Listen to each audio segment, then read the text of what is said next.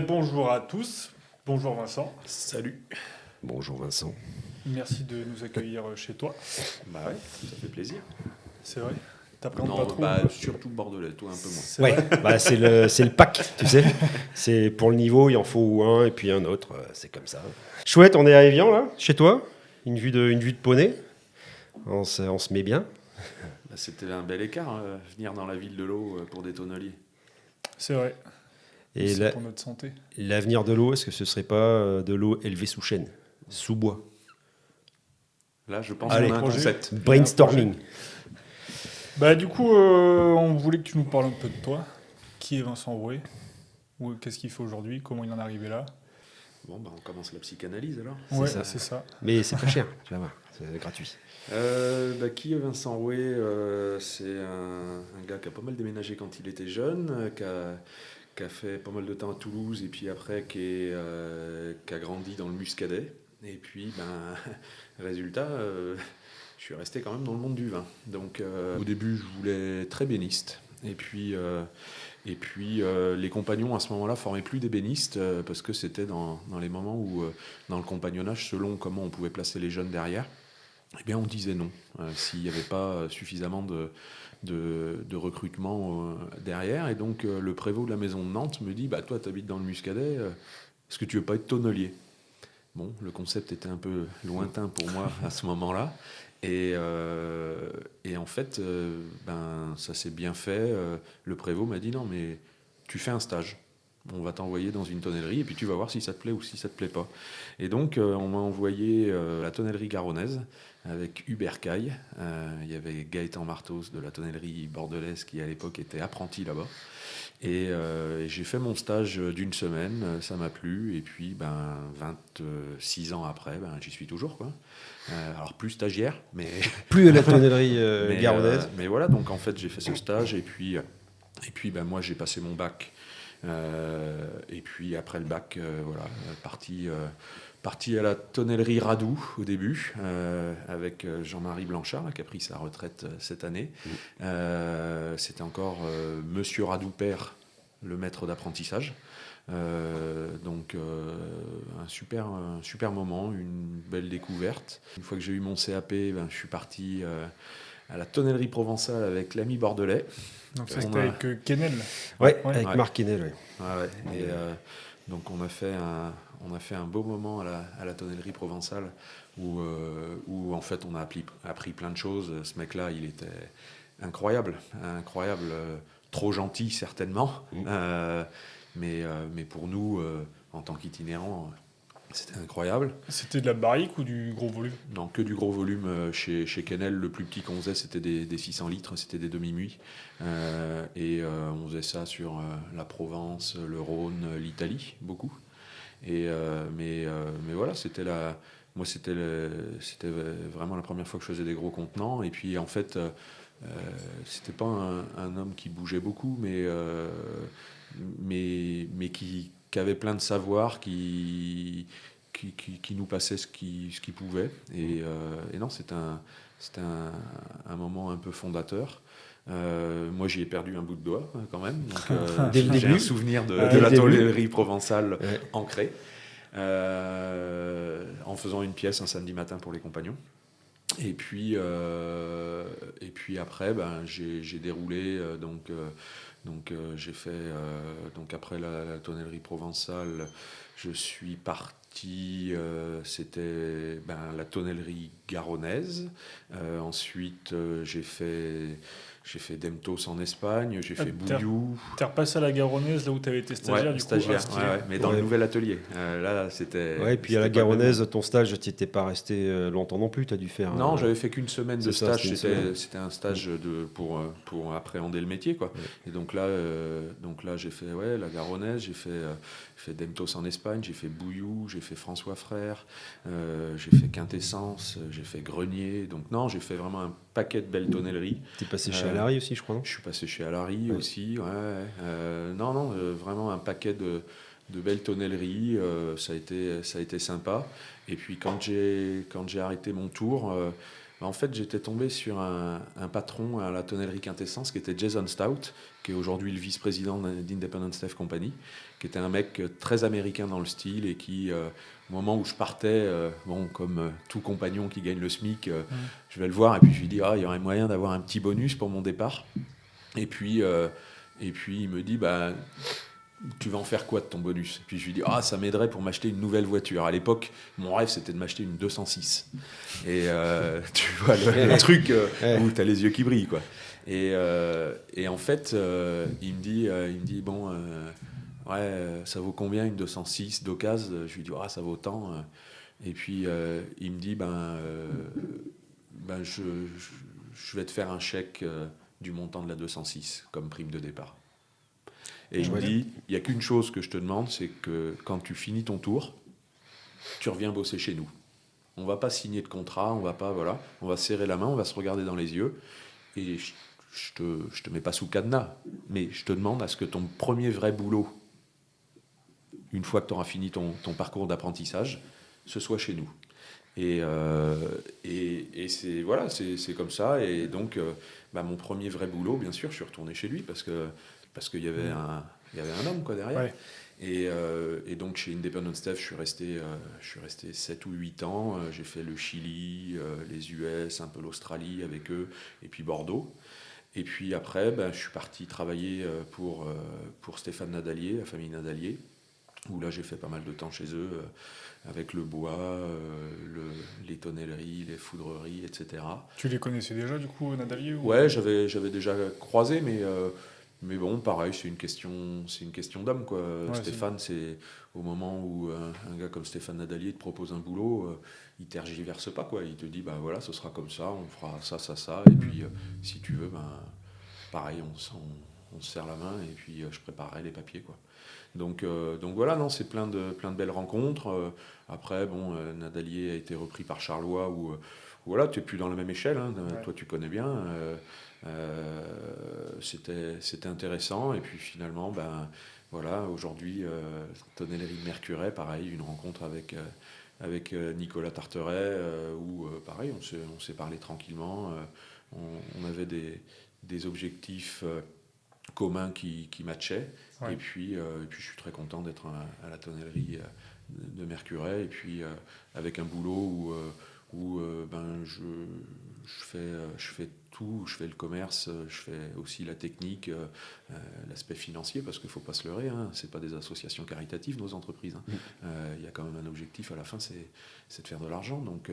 Donc voilà, un parcours riche et sans aucun regret. Sans aucun regret. Donc là, tu es passé un peu comme Gaëtan. Tu as fait ton apprentissage, et puis tu as monté les échelons jusqu'à arriver aujourd'hui gérant. T'as fait, alors, tu as fait en plus du parcours que nous expliquait Gaëtan, toi, tu as fait de la méranderie, tu as fait du commerce, j'ai fait de l'achat. Tu as fait une formation en finance aussi, du coup, quand tu étais au Chili. Les cours du soir au Chili. Voilà, tu sais, on en parle beaucoup. Les jeunes, quand ils nous regardent, ils nous disent comment t'as fait? En fait, tu bosses. Hein. C'est du travail, oui. Y a pas à suer. Hein.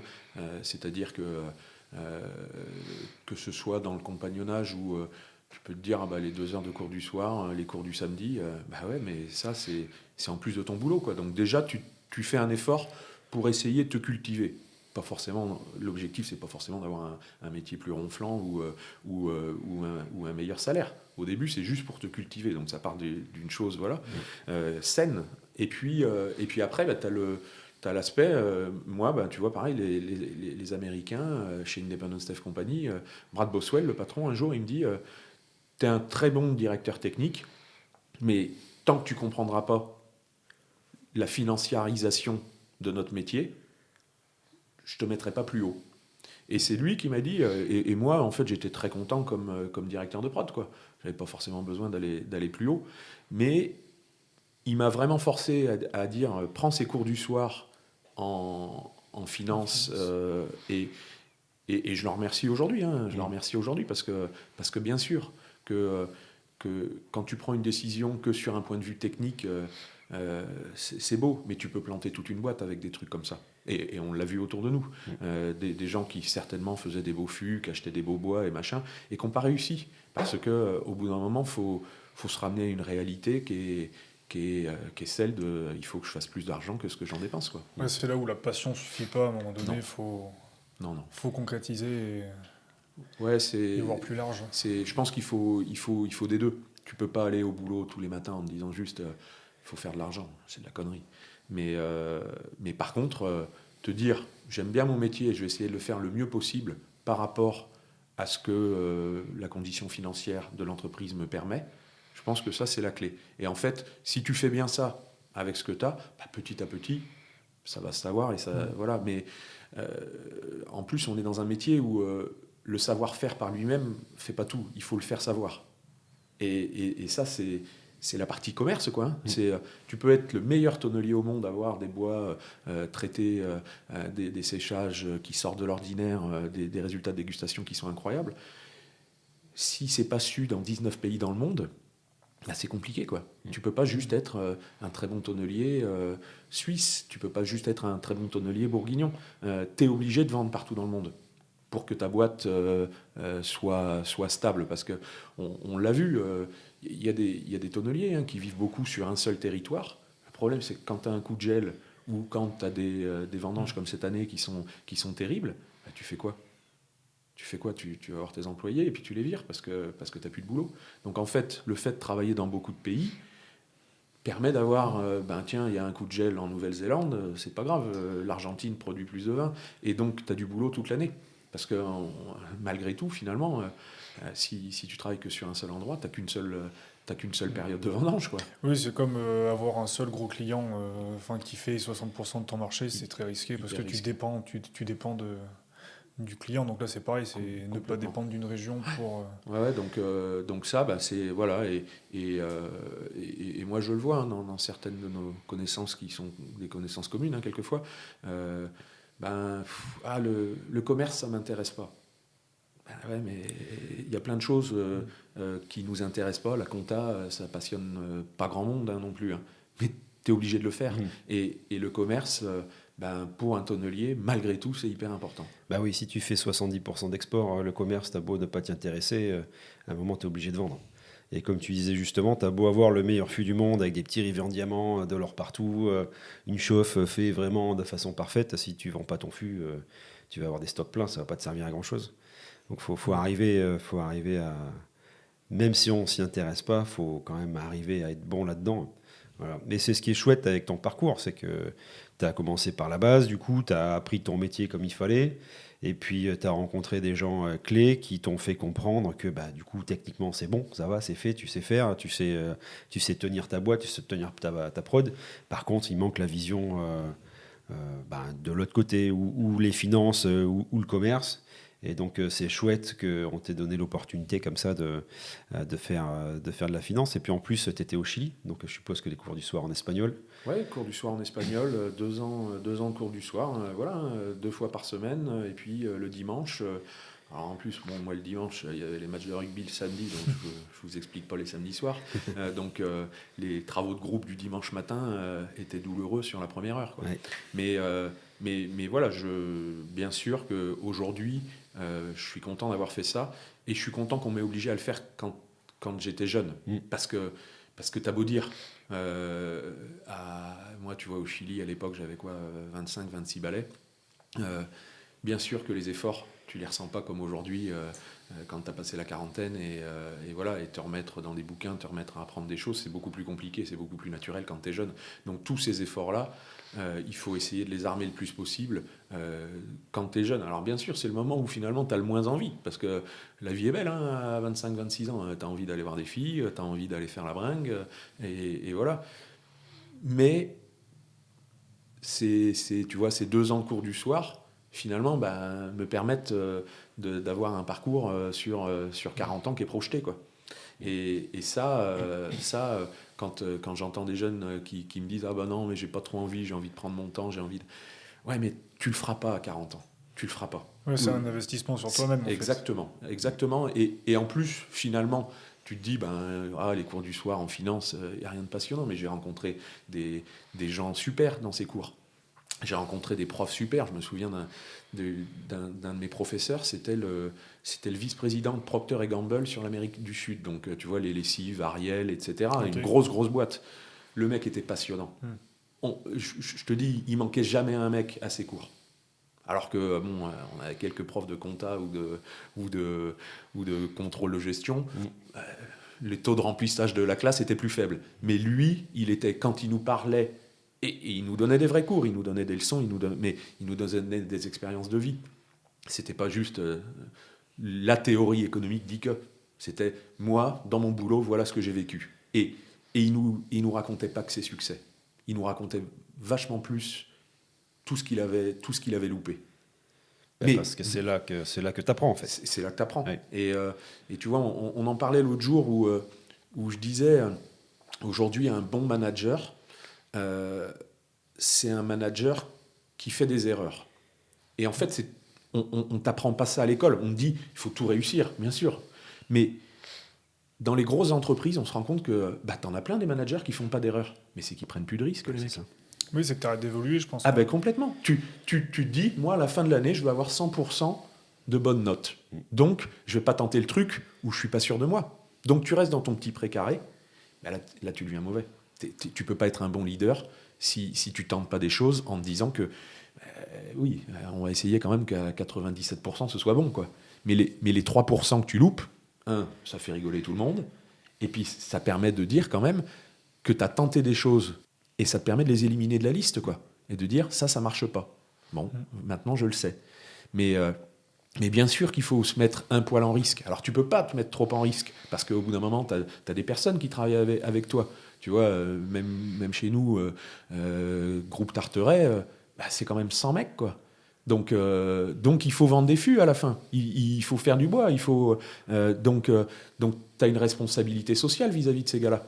Donc, quand tu vas faire tes tournées en Amérique du Sud ou en Nouvelle-Zélande, c'est pas juste vendre des fûts. C'est donner du boulot à 100 familles, quoi. Ouais, donc ça, quand toi, tu te dis, tiens, je vais tenter ci, je vais tenter ça, il faut que tu aies cette conscience-là, mais il faut que tu tentes des choses. Parce que du moment où tu tentes plus, c'est que tu es en train de te scléroser. Et les entreprises qui sclérosent, on en a plein d'exemples.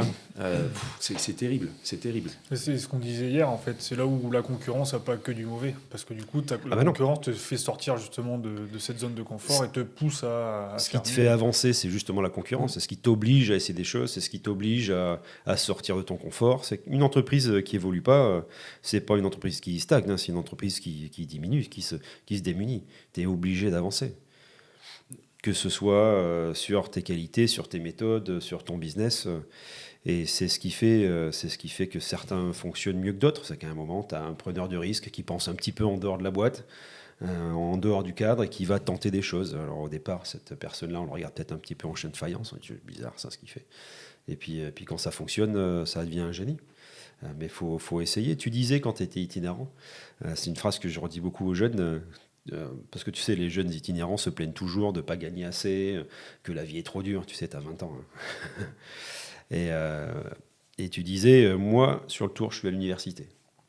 J'apprends.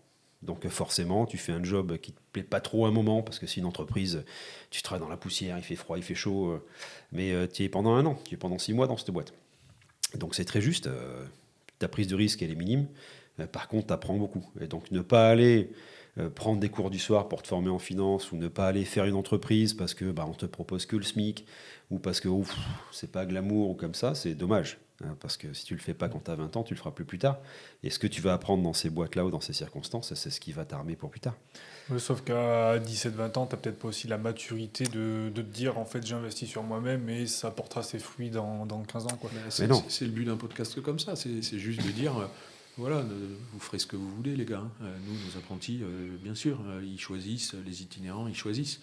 Après, c'est de dire, tu vois, nous, notre parcours, il a été comme ça, et tu as raison, hein, il y a des embauches qu'on n'aimait pas trop, ou des patrons qu'on pouvait, à ce moment-là, juger durs ou pas faciles, et puis finalement, quand tu te retournes et puis que tu regardes 20 ans après, c'est les mecs que tu prends en exemple.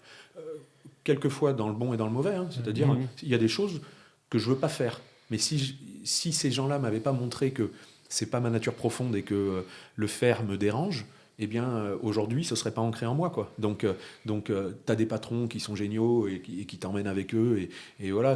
Donc ça, ce sont des exemples directs. Donc ça, c'est les gens que tu suis et sur lesquels tu te calques. Mais finalement, toutes ces boîtes peut-être un peu plus dures, ou ces chefs d'atelier qui n'étaient pas très loquaces, ces gens du bois, tu sais, qui te disent, bah oui, tu l'as pas vu le nœud là? Bah non, excuse-moi, il est à 25 mètres, il fait 2 centimètres, et puis toi, ça fait 40 ans que tu achètes du bois, quoi. Donc, mais finalement, ben, tout ça, boum, c'est ce qui fait, ce que tu es aujourd'hui. Et moi, je trouve que, tu vois, aujourd'hui, je suis en contact avec des gars que je n'avais peut-être pas trop apprécié pendant mon tour. Et puis, a posteriori, ben, tu reprends ton téléphone, tu rediscutes avec eux. Ils n'ont pas changé, hein. C'est toi qui as évolué. Mais échanger avec eux, ça te fait plaisir, quoi. Bah, tu vois, moi j'ai l'exemple de ça là, c'est avec Gaëtan Bartos sur le tour, c'était pas très bien passé. Au final, tu vois, on a fait un podcast avec lui. Enfin, et oui, comme tu dis, je pense que c'est plus moi qui ai évolué, qui a un regard neutre, que lui qui a changé. En fait, lui, il a continué sur sa lignée. Il a pas, enfin, le petit Mickaël, il s'en fout quoi. Enfin, sur le tour.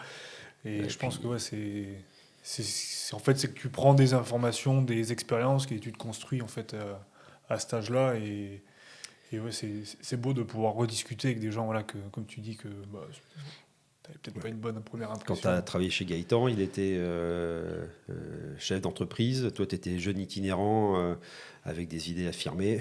Ouais, non, mais oui, c'est sûr. Les deux allant pas dans le bon sens, forcément, à un moment, ça ne marche pas. Mais c'est pour ça aussi qu'il faut en vouloir à personne, en fait. Et la plupart du temps, c'est pas l'autre qui n'a pas été bon, hein, c'est toi qui n'as pas compris. C'est tout, hein. Même si l'autre en face te plaît pas ou n'est pas bon, tu as toujours moyen de travailler avec et d'apprendre. Mais c'est ce qui est bien aussi de justement commencer jeune, c'est que tout ça, tu as le temps de relativiser après et de te rendre compte en fait que tu n'as pas eu que raison. Tu sais, moi j'étais travaillé chez François, ça s'est mal passé sur mon tour. C'est mal passé, mauvaise embauche, mais c'est ma faute. C'est ma faute, j'ai pris tout le monde du mauvais pied dès le début, donc forcément les gars m'ont pris en grippe, et donc voilà, pas une année super à l'époque, et puis tu t'en rends compte plus tard, parce que d'autres jeunes passent après toi, ils disent ah quand même la boîte est vachement bien, et puis ah t'as pas laissé une bonne trace, et tu te rends compte, ah oui bah, j'ai mal parlé aux gens, je me suis pris pour ci, je me suis pris pour ça, et au final ce n'est que moi qui ai fait que ça se passe mal, tu vois, c'est pas les autres. Si on te parle mal, c'est pas grave, en soi. Oui, il n'y a rien de dramatique. Et, Non. ouais. Après, je pense que quand il y a des situations comme ça, c'est que en fait, tu vois que ça. Je pense que quand tu te mets dans des situations, tu vois, comme au Chili, moi avec Seb, en fait, c'est que tu fais focus. Et je pense pas que ça vienne d'une mauvaise intention. C'est que tu es tellement pris dans ta situation que tu as du mal à te reculer et à te dire ah, peut-être que c'est moi. Les expériences étrangères, c'est toujours plus en émotion, plus parce que on maîtrise moins la langue, donc on n'a pas la subtilité. Tu sais, déjà en français, quelquefois, avoir la subtilité de ce que quelqu'un veut t'exprimer, c'est pas facile, mais dans une langue étrangère, surtout au début, quand tu arrives et que ton espagnol ou ton anglais sont moyens, déjà ça complique tout dans l'échange. Après, tu connais pas ce qu'il y a autour. On n'a pas grandi de la même façon. Moi aujourd'hui, aux États-Unis, bien sûr que je juge pas du tout le politique, les machins. On peut dire Trump, j'aime pas. On n'a pas grandi dans le Midwest, on n'a pas grandi au milieu de la Pennsylvanie. Donc quand on n'est pas avec ça, qu'on ne va pas à l'école d'une certaine façon, ils ne sont pas éduqués du tout comme nous, etc. Donc en fait, nous, on essaie d'utiliser notre prisme très français, qui est très spécifique, hein. La France, c'est un petit îlot, hein, dans le monde, hein. Et on voudrait, en fait, avec notre petite personne, avoir la possibilité de juger tout ce qui se passe dans le monde et de leur donner des conseils. Mais non, ils n'ont pas besoin de nous. Ils vivent leur vie et c'est à nous, quand on arrive à l'étranger, de dire, voilà. Moi, je me souviens au Chili, un repas du dimanche avec le père d'une compagne de l'époque et puis Pinochet était mort. Et Et moi, je ne comprenais pas que les gens aillent pleurer un dictateur dans les rues. Mais je te parle de centaines de milliers de personnes qui étaient à pleurer Pinochet dans les rues. Et donc, voilà, je dis ça à table. Et il me dit, mais t'es qui, toi, pour juger? Il dit, tu connaissais le Chili d'Allende? Dis-moi, mes parents, ils étaient agriculteurs. On avait 10 hectares. Quand Allende est arrivé, c'était les communistes. On a divisé la propriété de mes parents en 3, parce qu'on estimait que vu qu'ils étaient propriétaires terriens, ils étaient déjà riches. Il dit, t'imagines, agriculteurs, 10 hectares au Chili. On n'était pas riches, on était pauvres. Et en plus, on nous divise notre petit gâteau, sur lequel on avait déjà du mal à croûter, on le divise en 3. Et il dit, on crevait la dalle sous Allende. Et il dit, moi, quand Pinochet est arrivé, d'un coup, on a rendu les 7 hectares à mes parents. Et puis d'un coup, on avait de la bouffe le soir. Qu'est-ce que tu veux répondre à ça? Tu sais pas tout ça. Et puis tu l'as pas vécu. Et t'es qui pour juger? La vie en Amérique du Sud, tu le sais bien, c'est pas la vie européenne. Et en fait, quand c'est ces expériences-là qu'il faut prendre aussi. C'est au bout d'un moment de dire, je suis pas en moyen de juger. Et il faut que je m'éduque. Donc, je lis des bouquins, voilà. Mais si je m'exprime sur ce sujet-là dans le futur, il faut que je sois armé. Parce que là, je ne l'étais pas. J'avais juste un jugement de petit Français qui avait 4 mois de Chili derrière lui et qui avait appris à l'école que Pinochet était un horrible dictateur. Oui, parce que c'est ce qu'on t'apprend aussi. Et c'était pas forcément génial, hein. Faut pas non plus dire. Non, mais que c'est ça. Non, mais finalement, voilà, c'était la peste ou le choléra. Alors après, je sais pas, mais en tout cas, c'est pas à nous de juger. Ces gens-là peuvent le faire parce que eux, ils l'ont vécu de dedans. Et donc nous, c'est comme dans le boulot, c'est ce qu'on apprend. Mais il faut écouter, quoi. Faut écouter. Et puis au bout d'un moment, du moment où tu peux vraiment former ton opinion parce que tu t'es enrichi de plein de points de vue différents, eh bien là tu peux l'exposer et puis les gens t'écouteront ou t'écouteront pas, c'est pas grave. Hein.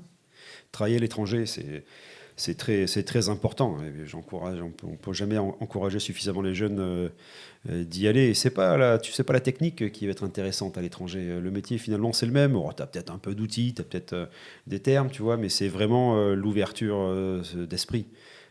Parce que d'abord, comme tu disais justement, la langue, tu la maîtrises pas forcément. Donc, tu apprends à écouter, puisque tu peux pas forcément communiquer. Donc, tu apprends à écouter. Et tu te rends compte rapidement que donc ton petit statut d'étranger te rend exotique, mais surtout, tu connais rien. C'est-à-dire que tu as beau être un cadre chez toi, quand tu arrives quelque part, que tu connais pas forcément la langue ni la culture, tout est étranger.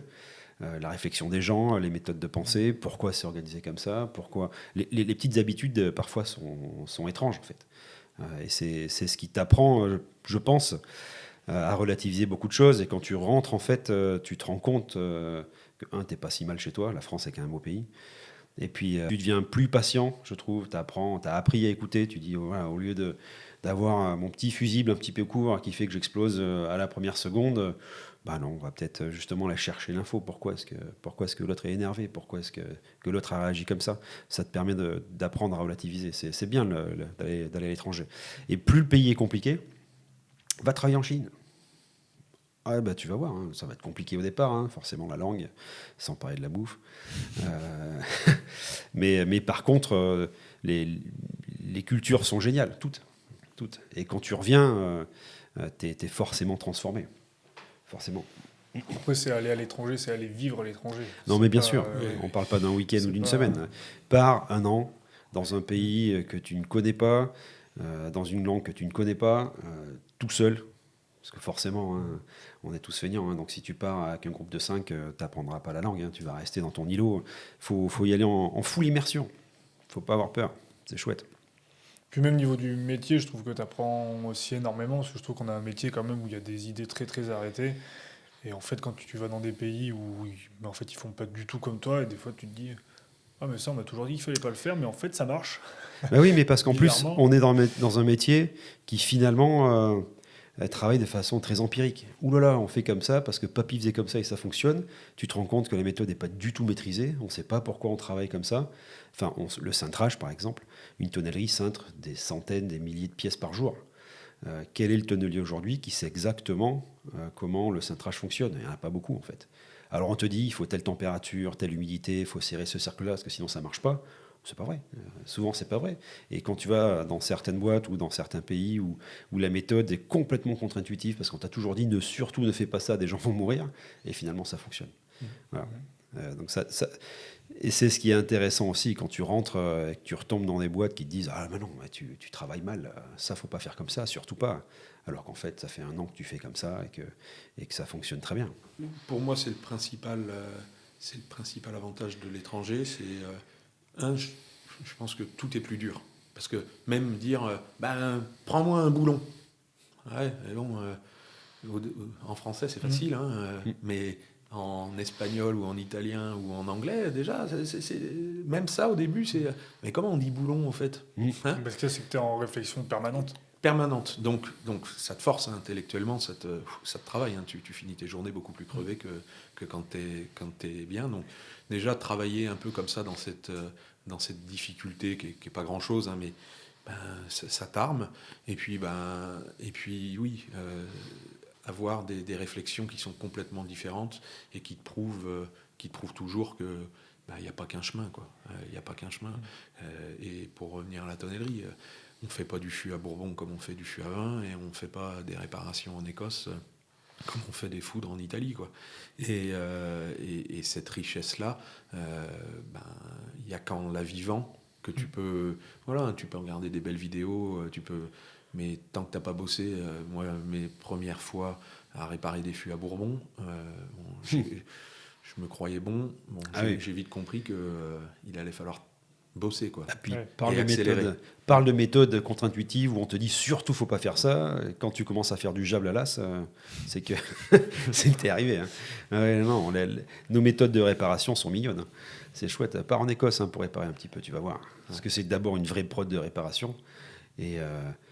Et ouais, on fait attention à beaucoup de choses en France pour que ce soit propre. Après, c'est pas les mêmes fûts. Mais... Oui, et puis je pense que c'est pas du tout les mêmes philosophies non plus. Non, mais c'est pas le même fût, c'est pas les mêmes choses. Mais c'est le même métier, et puis on est quand même dans un métier millénaire, donc on va pas refaire la roue. Hein. Mais la faire tourner un peu plus rond, c'est quand même sympa, quoi. Et tu sais, malgré tout, on peut regarder l'industrie du Bourbon, par exemple. Moi, je me souviens, la plus grosse tonnellerie que j'avais fait, c'était Radoux. On faisait 250 fûts jour. Et d'un coup, j'arrive et on me dit, aujourd'hui, on va en faire 4500. Ouais. Bon. Là, tu comprends et puis tu te dis, ouais, c'est génial, en fait. Il y a plein de choses que je ferais pas, parce que c'est pas mon... Voilà, mais il y a plein de choses qui m'ont fait évoluer, et tu vois, moi je trouve que le Bourbon sur l'utilisation du bois, le respect de la matière, parce que vu que tu gagnes pas grand chose sur un fût à Bourbon, tu es obligé de faire gaffe à chaque centime, et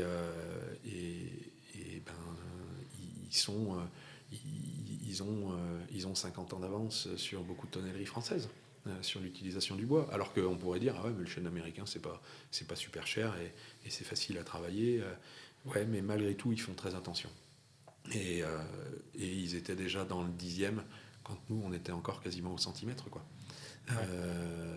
Et tu vois, même en forêt, ils travaillent pas du tout de la même façon que nous, mais ils ont une approche sur le bois qui est saine, c'est-à-dire on va essayer. Nous, on se crée souvent des cahiers des charges où on dit on n'a pas envie d'être embêté. Putain, mais nos chênes, ils ont mis 250 ans à pousser, quoi. On peut peut-être aller un peu au-delà de la limite, quoi, et voir si ça fonctionne. Alors, tu as des tonnelleries en France qui le font, hein, et tant mieux, mais par rapport à ce qui est fait dans le Bourbon, on est encore à des années-lumière, quoi, de ce truc, de se dire allez, on peut faire mieux, on va tenter des choses, on peut régler des machines pour que ce soit plus précis, et on peut inventer des machines qui nous feront progresser de 0,1% sur nos rendements bois. 0,1%, c'est énorme en fait quand on parle en nombre d'arbres, parce que tu sais, nous on regarde des pourcentages. Mais il y a une réalité, c'est qu'on travaille avec des arbres qui ont été plantés par nos arrière-arrière-arrière-grands-parents, et que quand on ramène des pourcentages en disant, mais à chaque fois que je parle de pourcentage, en fait, je parle d'un vrai arbre dans une vraie forêt qui est vraiment abattu, quoi. Eh bien, pour moi, ça a plus de sens que de dire ah oui, ça ne changera pas grand-chose, ça changera nos rendements de temps et ça changera nos finances de temps. Non, ça changera aussi la phase de forêt, ça changera l'image qu'auront les gens de notre métier, parce qu'aujourd'hui, on est un petit métier qui n'est pas connu, mais il y a une réalité qui est en train de se mettre en route, c'est quand même que tu as des gens qui disent en fait, on abat des arbres pour faire de l'alcool, quoi. Et donc, et les gens ne sont pas au fait que la forêt française se porte plutôt bien. Fin du XXe siècle, début du XXe siècle, la forêt française couvrait quoi, 10% du sol français. Aujourd'hui, on est à 30% en même pas 200 ans. Ouais. Donc on ne travaille pas non plus complètement de manière bête, mais vu qu'on est dans un monde Instagram où dès qu'on voit une coupe rase, c'est la fin du monde, mais c'est une coupe rase qui fait 0,3% d'un massif forestier. Donc, et puis, dès l'année d'après, tu auras des petits arbres. Mais les gens estiment qu'une parcelle de forêt avec des arbres qui ont entre 1 et 10 ans, c'est pas de la forêt. Bah si, oui. si, mais c'est de la garderie, quoi. C'est un arbre, qu'il ait 1 mois ou 200 ans, ça reste un arbre. Et ce sont des cycles. Mais aujourd'hui, en fait, toute cette partie forestière et la vision qu'auront les gens dans le futur, il faut qu'on la prenne en compte dans notre métier. Hein, parce que, oui, on abat des arbres. Donc, il faut que ce soit bien fait, il faut que ce soit sérieux, il faut que ce soit pérenne, c'est-à-dire que le cycle d'une barrique à vin qui s'en va après faire du whisky, etc., et qui finalement aura un vrai cycle de vie de 50 ans, il faut bien l'expliquer. Parce que autrement, les gens, ils se disent, attends, ils prennent des barriques et puis au bout de 3 ans, ils les jettent. Non, elles ne sont pas jetées. Ouais, elles sont pas jetées. Mais tout ça, ça fait partie quand même, je pense, d'une vraie réflexion que doit avoir le métier sur notre impact sur la forêt, parce que c'est nous qui avons le plus d'impact sur la forêt. Hein. C'est nous qui rapportons le plus d'argent à l'ONF. Hein. Je rebondis sur ce que tu as dit là. Beaucoup de gens, en fait, oublient ou ne savent pas, en fait, que l'arbre, quand il a 200 ans, sa production d'oxygène n'est pas énorme. Le gros de la production d'oxygène pour un arbre, c'est quand il grandit. Donc quand on abat toute une parcelle d'arbres pluricentenaires, en fait, alors oui, c'est du bel arbre, ça reste quelque chose de vivant, c'est beau, mais quand on te dit on arrache le poumon de la France, si tu veux, non, puisqu'on plante, c'est 1 pour 3 maintenant, 1 pour 2. C'est pour ça que la forêt française s'agrandit tous les ans. Et donc, du coup, en replantant, on crée justement plus d'oxygène, puisque l'arbre, en fait, produit vraiment quand il est jeune. Un vieil arbre, c'est une belle plante, mais sa production d'oxygène n'est pas énorme. Et donc, c'est toujours un peu ces discours un peu chiants, ou écolo bobo, il ne faut pas couper, il faudrait laisser. Comme il ne faudrait pas chasser, hein, on en a parlé hier soir. Être vegan et pas chasser, à un moment on va avoir un problème. Quand les animaux que tu manges plus mangent la même chose que toi, sans parler des consommations de flotte, etc. C'est un vrai problème. Donc non, faut couper. J'ai lu un article il n'y a pas longtemps, hein, la France est plus verte maintenant que quand les Romains sont arrivés. C'est pas rien. Après, je pense que c'est juste que les gens sont pas éduqués là-dessus. Moi, je vois mes parents, donc ils sont pas du tout dans le bois ni rien. Mais à côté de chez nous, il y a que du résineux. Bah ouais, c'est que de la coupe à blanc. Et du coup, eux, ce qu'ils voient, c'est qu'autour de chez eux, on a coupé 2 forêts à blanc. Et du coup, oui, on coupe tout. Et en fait, c'est juste qu'ils ont aucune notion de la gestion des forêts. Et que en fait, on crée des cycles quand même, que c'est réfléchi. Et en fait, moi, je vois autour de chez moi, t'as beaucoup de discours comme ça, mais qui en fait c'est juste du manque de culture un peu sur cet écosystème de la forêt là. Oui, et puis comme disait Vincent, les réseaux sociaux aident pas. On est vite dans la réaction, on s'effarouche un peu de tout. T'as vite une dictature des minorités audible en fait. Est-ce que on se rend bien compte qu'il y a plein de sujets qui prennent énormément de temps dans les news aujourd'hui. qui sont des non-sujets, mais parce qu'ils ont accès aux médias, parce qu'ils ont, eh bien, on les entend beaucoup. Et ça, c'est quand même, c'est quelque chose qui a beaucoup changé avec l'avènement d'Internet, etc. C'est que avant, finalement, ces sujets-là, on ne pouvait pas les partager parce que c'était un mec qui était au coin d'un bistrot et qui allait dire moi, la coupe à blanc, voilà. Aujourd'hui, oui, il peut faire un podcast et puis il peut être entendu dans le monde entier. Mais tu vois, ces notions oui, les gens ne savent pas, mais la notion de forêt, elle devrait être hyper importante dans notre éducation. Et que les gens comprennent que il y a de la production sur la forêt parce qu'on est content d'avoir des planches de bois qui arrivent et souvent les gens se rendent pas compte que pour faire un portable il y a aussi des mines qui sont en Afrique ou en Chine et que tout ce qu'on fait de toute façon a un impact et les forêts, c'est assez marrant parce que quand tu en parles, les gens te disent ah ouais, mais quand même, couper ces arbres de 250 ans, faudrait laisser la nature faire. La nature, elle est mal faite. S'il n'y a pas une intervention, à un moment donné, tu as des parcs nationaux en Amérique du Nord, par exemple, où il n'y a plus d'intervention de l'homme du tout. Les moyennes d'âge des arbres sont ridicules. Parce qu'il y a un feu qui démarre, on ne va pas l'éteindre. Hein. Et puis, il y a une maladie qui se met dans la forêt. On ne va pas faire de coupe à blanc pour stopper la maladie. Et donc finalement, quand tu prends l'âge moyen des belles forêts domaniales en France, on est autour de 90 ans de moyenne, parce qu'on a des coupes effectivement qui vont arriver à 200 ans à maturité. Et puis de toute façon, les plans de gestion forestier sont quand même bien faits, hein, que tu sois privé ou dans le public. Tu es obligé de donner ton plan de gestion.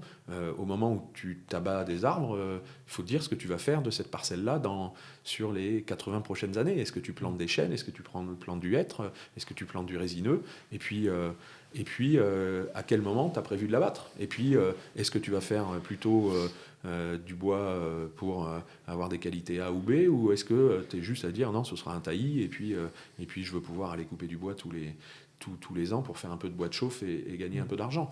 Donc tout ça, c'est plutôt bien fait chez nous. Mais c'est sûr qu'il va falloir qu'on soit de plus en plus pédagogue sur cet aspect-là parce que autrement...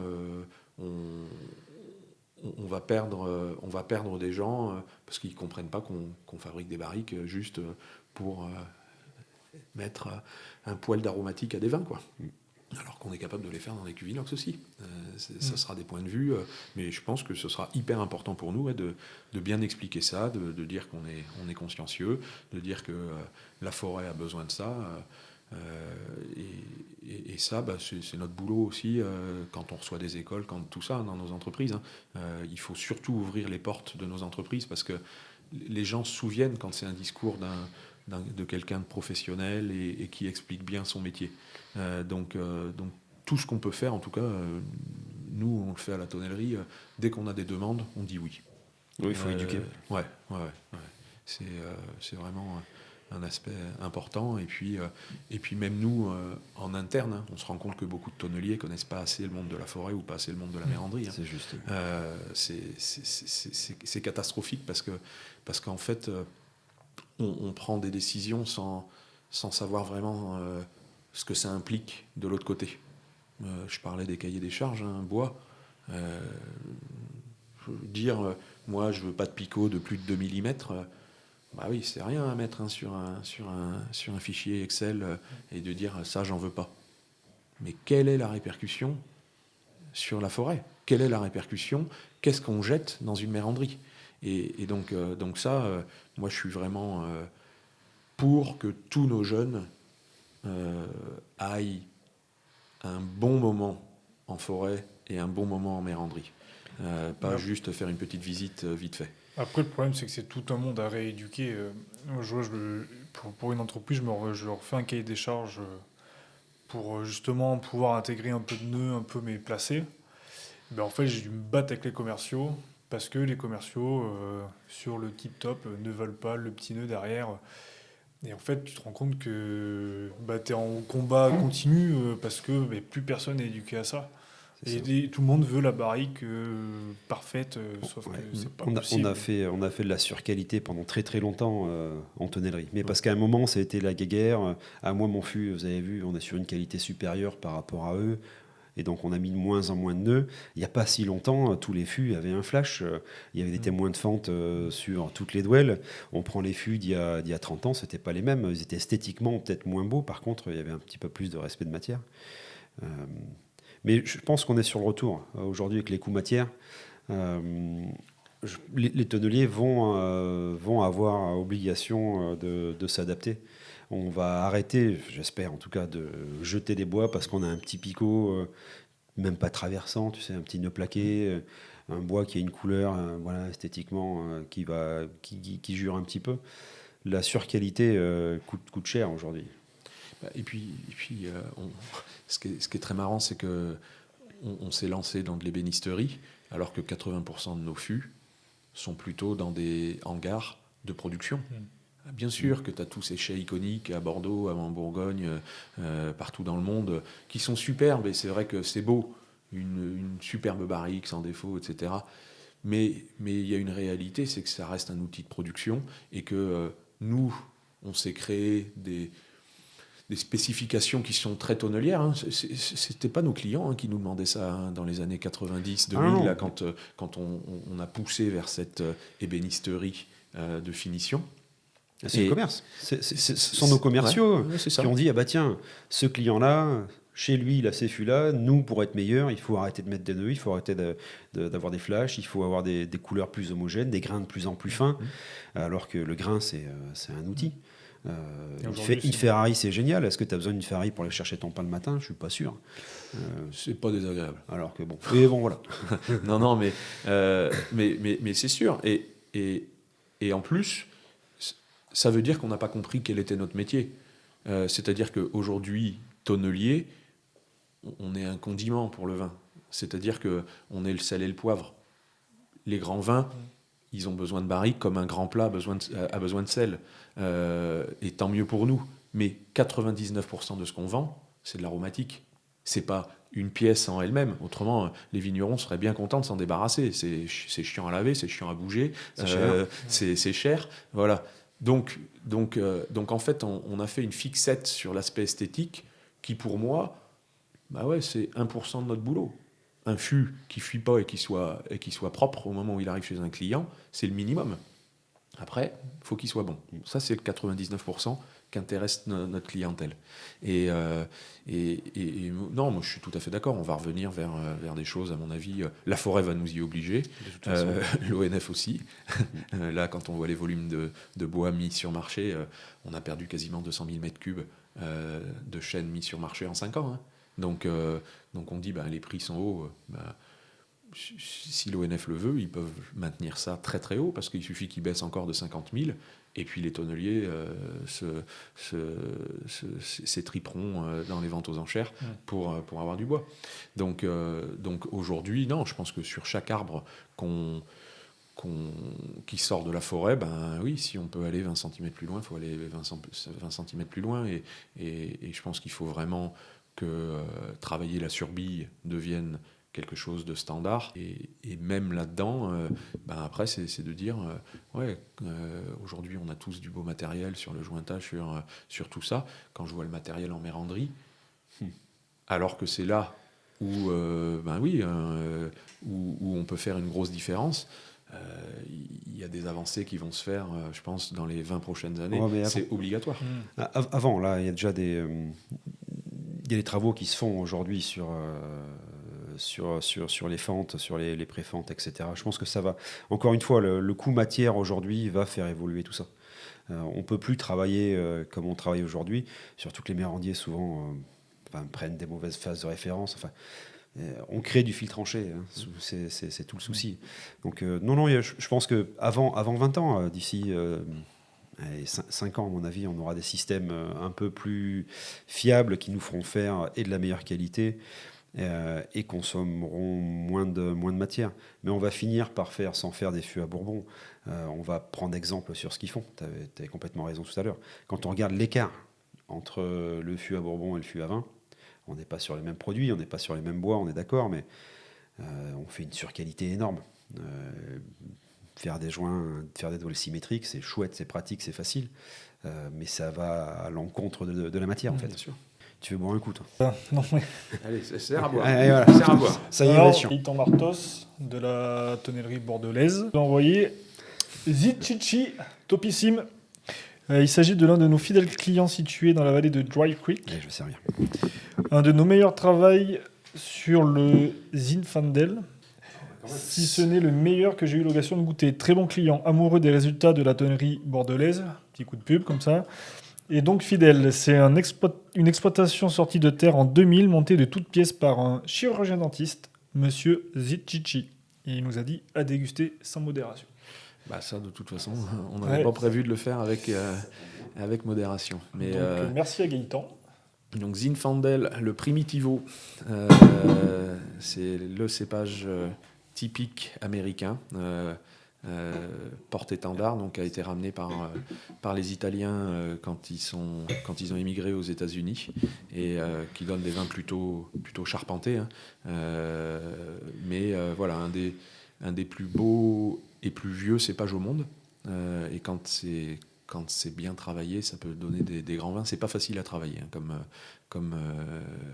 comme cépage, mais on le retrouve beaucoup en Italie et puis beaucoup en Californie du coup parce que ça a besoin d'être très mûr en fait.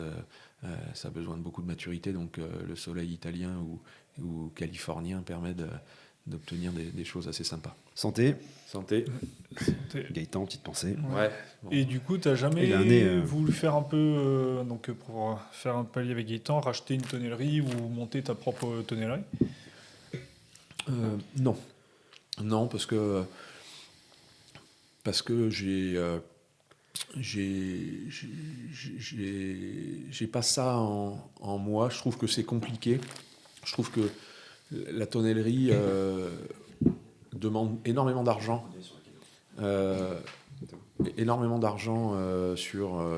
Pour se lancer.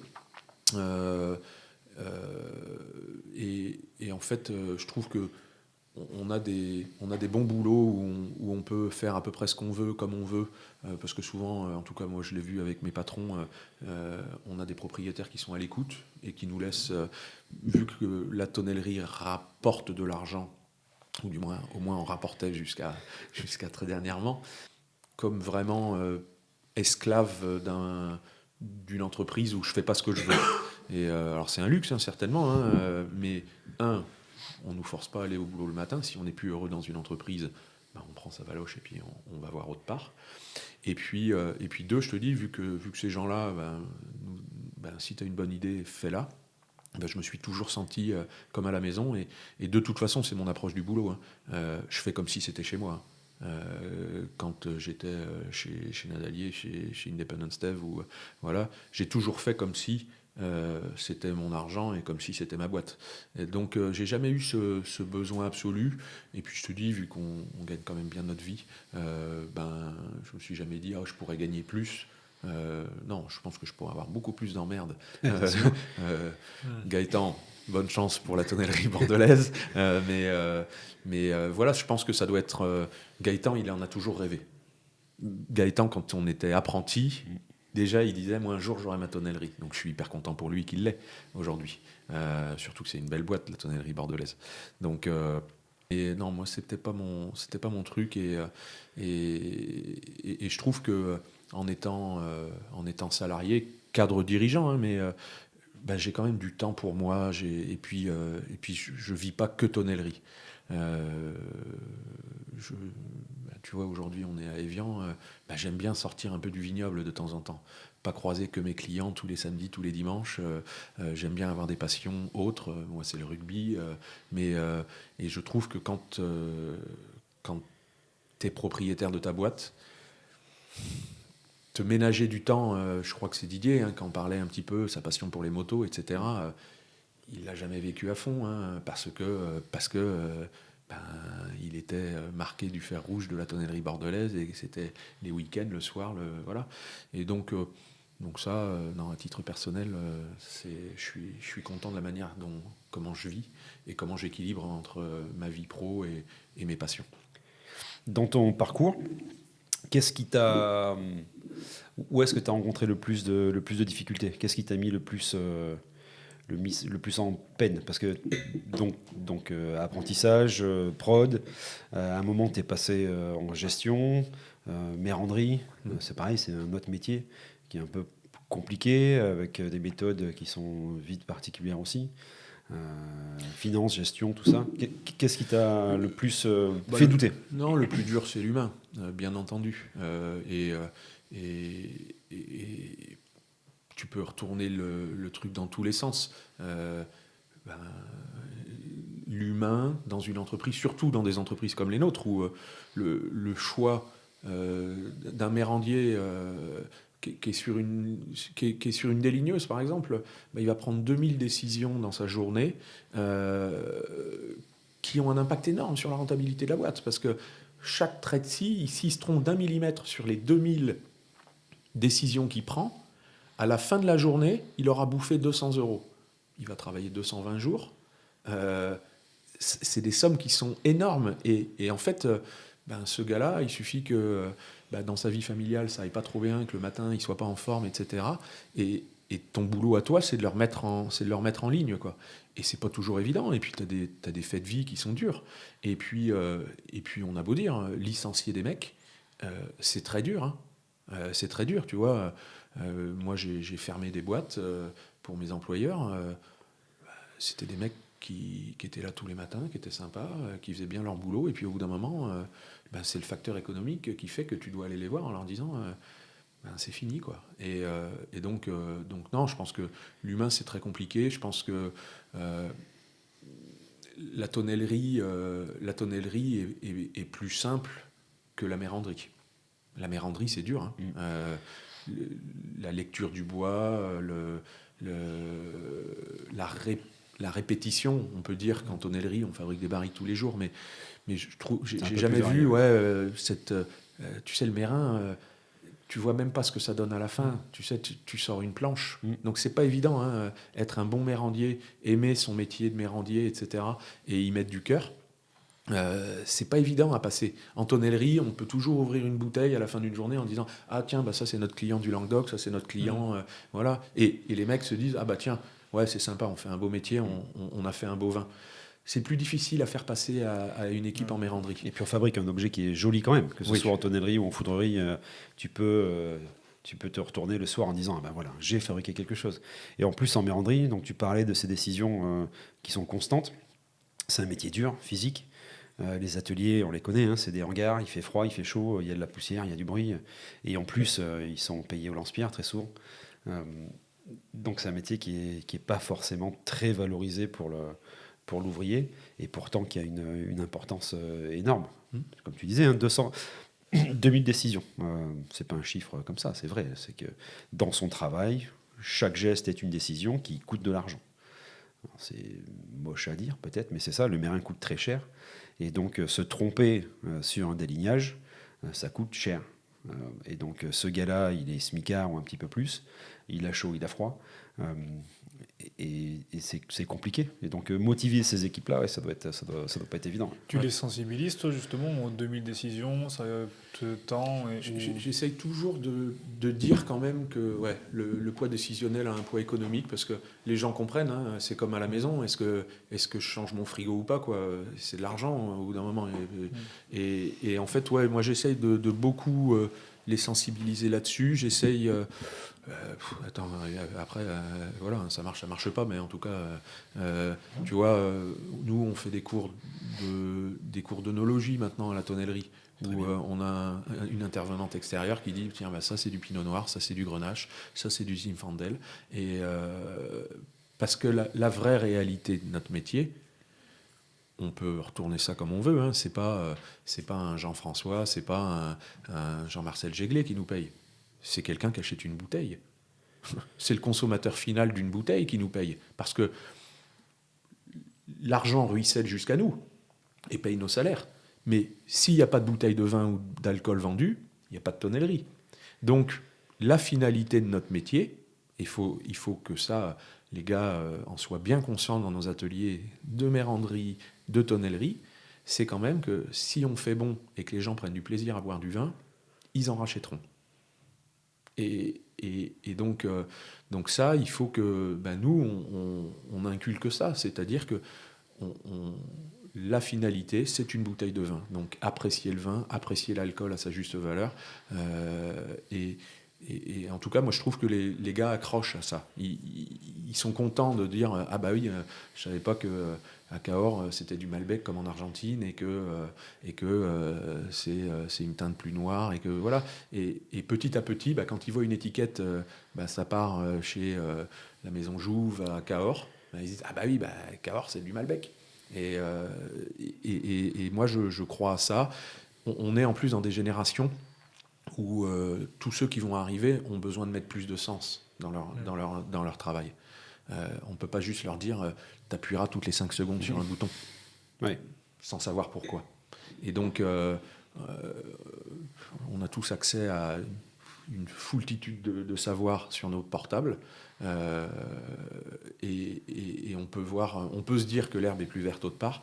Donc non, nous on doit faire comprendre que voilà, il y a du sens dans ce qu'on fait, que il y a des résultantes. Il faut savoir dire merci quand un client dit ça se passe très bien. Il faut le dire aux gars aussi, parce que on a toujours tendance à aller que sur et moi le premier, et ça me fait suer quand je le fais, mais on dit jamais assez merci, parce que on se rend compte que dans nos productions ou dans la vie, 99,9% des choses se passent bien. Mais on va s'accrocher que sur les 0,1%. Puis en plus, ça c'est très français. Si c'est gris, on va voir noir. Il y a d'autres pays où il y a quand même plus tendance, les pays nord-américains, si c'est gris, ils voient blanc. C'est parce qu'ils sont très positifs de nature. Nous voilà, le management occidental, européen, en tout cas, c'était de dire quand il fait quelque chose de mal, on le reprend. Oui. Non. Quand il fait quelque chose de bien, il faut lui dire. Et puis, s'il fait quelque chose de mal, il faut juste dire pourquoi on ne lui a pas donné les conditions pour qu'il fasse quelque chose de bien. Oui, et puis il faut expliquer, en fait. C'est pas juste montrer du doigt. Et puis, il faut analyser. Il n'a pas fait quelque chose de bien, mais pourquoi ? Est-ce qu'il a eu l'information ? Est-ce qu'il a compris ? Est-ce que moi, en tant que manager, j'ai fait mon job ? Parce que c'est très simple d'aller tabasser quelqu'un qui a fait une erreur. Mais au final, est-ce qu'il était équipé pour faire bien ? Voilà, ça, on ne se pose pas assez la question. C'est toujours. Non, on a tous nos moments d'énervement. C'est-à-dire qu'au moment où ça se passe, tu montes dans les tours. Alors, moi, le premier, mais il y a des fois où j'essaye de dire allez, je laisse passer une nuit. Parce que mes propos ne seraient pas les bons, mon énervement ne représenterait pas exactement. C'est pas la fin du monde, on n'est pas chirurgien cardiaque. Si on loupe une barrique ou s'il y a une barrique qui fuit, ça va. Un chirurgien qui fait arrêter un cœur. Ouais. Bon, là, Gérard, tu t'es trompé, le monsieur est mort. Voilà, qu'une barrique arrive un jour plus tard, c'est pas ce que tu souhaites. Mais en tout cas, il n'y a pas mort d'homme. Et on ne devrait pas surréagir comme s'il y avait mort d'homme. Mais on se laisse emporter parce qu'on... c'est la gestion d'émotions, en fait. Ouais, complètement. Après, le chirurgien, lui, il n'a pas le temps de dire, bon, je laisse passer une nuit, je prendrai ma décision demain. Le ferme pas de suite. non, mais c'est pour ça. Donc il faut qu'on reste cool parce que voilà, s'il y a quelque chose de mal qui se passe, c'est pas la fin du monde. Ouais. Donc du coup, tu sensibilises ton équipe à travers donc un club d'œnologie, quoi, c'est ça ? Ouais, ça. Et c'est puis, bien. À quelle fréquence vous le faites ? On fait ça au minimum une fois tous les trimestres, où on divise. C'est des groupes de 10, donc on divise. Tu vois, nous on est quasiment une quarantaine, donc on divise en 4 et puis voilà, on fait différence entre un pinot et un gamay. En journée En journée sur une journée. Ouais, sur le temps de travail. Les gars arrêtent de travailler et puis ils se mettent là-dessus. Tu vois, ça aussi, excuse-moi de te couper, ça aussi, je trouve que c'est une vraie valeur d'être gérant et de pouvoir dire, tu sais pas, aujourd'hui les gars, journée à 0, on bosse pas, vous allez être payé pour vous éduquer. Voilà. Ou pour vous valoriser, pour qu'on ait le temps de vous dire merci, comme tu dis, et goûter ce que vous faites réellement. C'est chouette.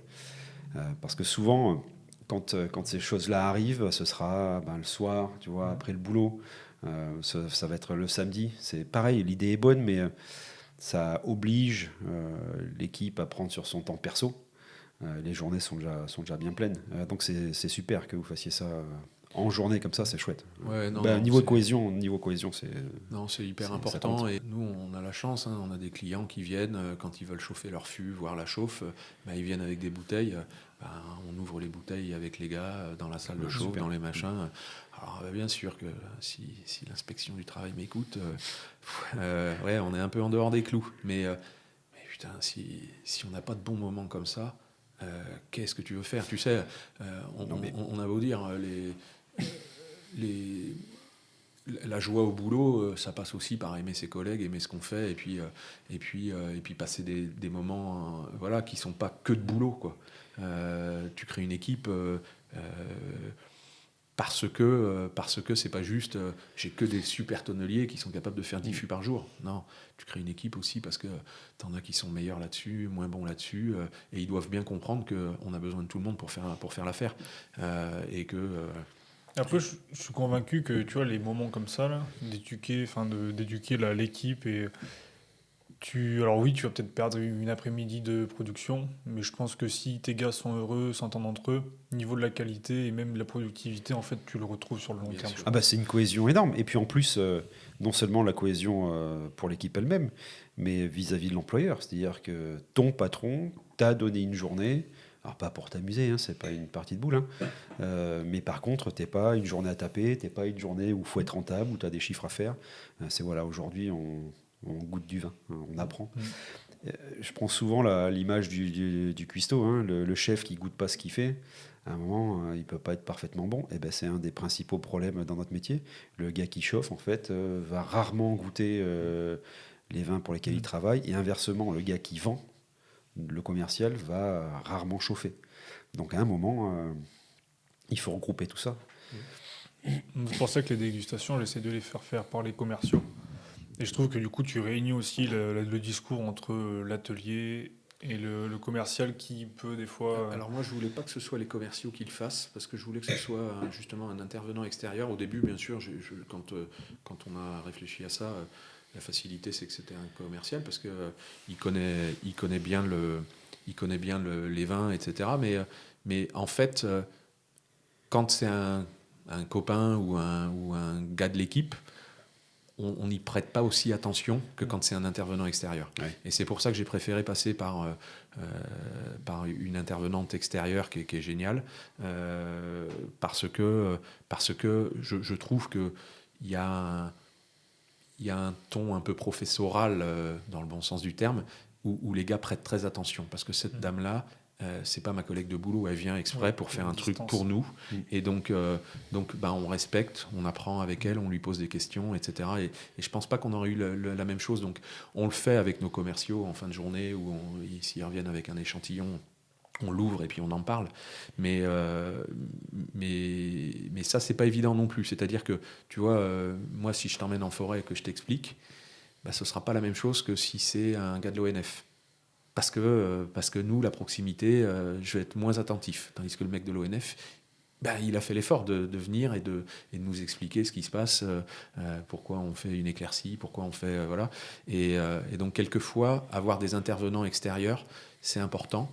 Et je te rejoins complètement, Eric. Il faut que ce soit sur le temps de travail, il faut que ce soit rémunéré, parce que, tu le disais, justement, moi, la productivité, je la regarde... Je ne suis pas intéressé par les chiffres journaliers. Je trouve que c'est des photos qui ne sont pas intéressantes. La productivité, on la regarde sur un semestre, on la regarde sur un an. Et bien sûr, c'est bien qu'on se fixe des caps. Mais je pense que quand on prend du temps pour faire autre chose, de toute façon... derrière, ça retombe automatiquement. Donc, je ne suis pas inquiet là-dessus. Tu vois, nous, on présente les chiffres 2 fois par an, complets de l'entreprise. Nos ventes, l'argent qu'on fait, les projets, etc. On arrête la prod 2 demi-journées pour présenter les chiffres. Vu que les mecs comprennent dans quelle entreprise ils sont, quand on leur dit « il faudrait qu'on soit peut-être 0,1 au-dessus en productivité parce qu'on a acheté une nouvelle machine, etc. » on n'a pas de gars qui nous disent ah non, c'est de l'esclavagisme. Non, ils comprennent parce qu'on joue carte sur table. Ouais. Et puis au final, c'est de la formation en fait. C'est autant de la formation que si tu apprends ton gars à réparer, que tu prends une demi-journée pour mettre un gars avec l'apprenti et tu l'éduques à la dégustation, tu l'éduques justement à la gestion d'entreprise, à la gestion de son temps, de la matière première. Et du coup, ça paraît peut-être pas comme de la formation, mais au fond, c'est de la formation. Ouais. Mais moi, je te dis, là, tu vois, ce qu'on fait aussi, c'est que du coup, on envoie des gars dans les saisons basses à la méranderie pendant 3 jours pour être à la fente, pour être... c'est bien ça. Voilà. Mais je peux t'assurer que tu peux te dire, ah bah ouais, j'ai perdu des gars, moi, pendant 3 jours, machin. Mais pas du tout. Ils reviennent, ils sont 1000 fois plus consciencieux avec le bois. Parce qu'ils se sont rendus compte du boulot derrière, quoi.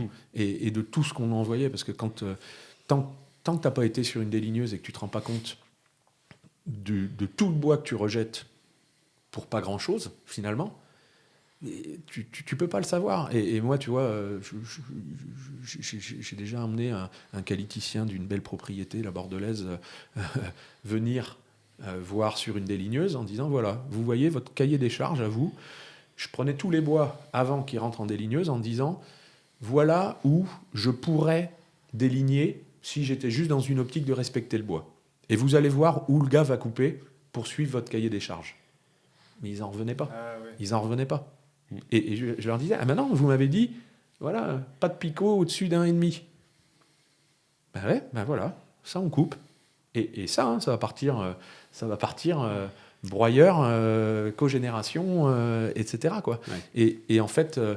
mais il faut y passer du temps. C'est comme tout. Il faut prendre le temps il faut rester 1 heure sur une machine. Il faut rester 2 heures sur une machine pour bien se rendre compte de tout ça. Et donc, en fait, les gars, quand ils y vont et qu'ils commencent à remuer des billots et puis sous la fendeuse, etc., tu relativises tes 10 000 coups de marteau par jour aussi. Parce que, bouger un billot, c'est dur aussi. Et puis être dans le froid, comme tu le disais, parce que il faut que les grumes rentrent, donc on ne peut pas être dans une usine complètement fermée. Et puis il faut que les déchets sortent, donc il y a des trous partout. Finalement, à la tonnellerie, on n'est pas si mal que ça, quoi. Et ça permet de relativiser aussi le point de vue que tu as sur ton propre boulot. Mais ce que je retiens surtout, hein, c'est tous les jeunes, et puis il y en a qui sont aujourd'hui sur le tour, qu'on fait ça, eh bien, ils disent, waouh, quand même, j'ai appris en 3 jours, c'est énorme la connaissance de bois que j'ai pris par rapport aux 10 dernières années que j'ai fait dans le métier, quoi. Et je te dis, je pense que sur le tour, il faudrait que les jeunes passent 6 mois en méranderie. Ça ferait un tour complet. Complètement d'accord. Ouais. Mais je pense qu'il faudrait en fait voir la chaîne complète.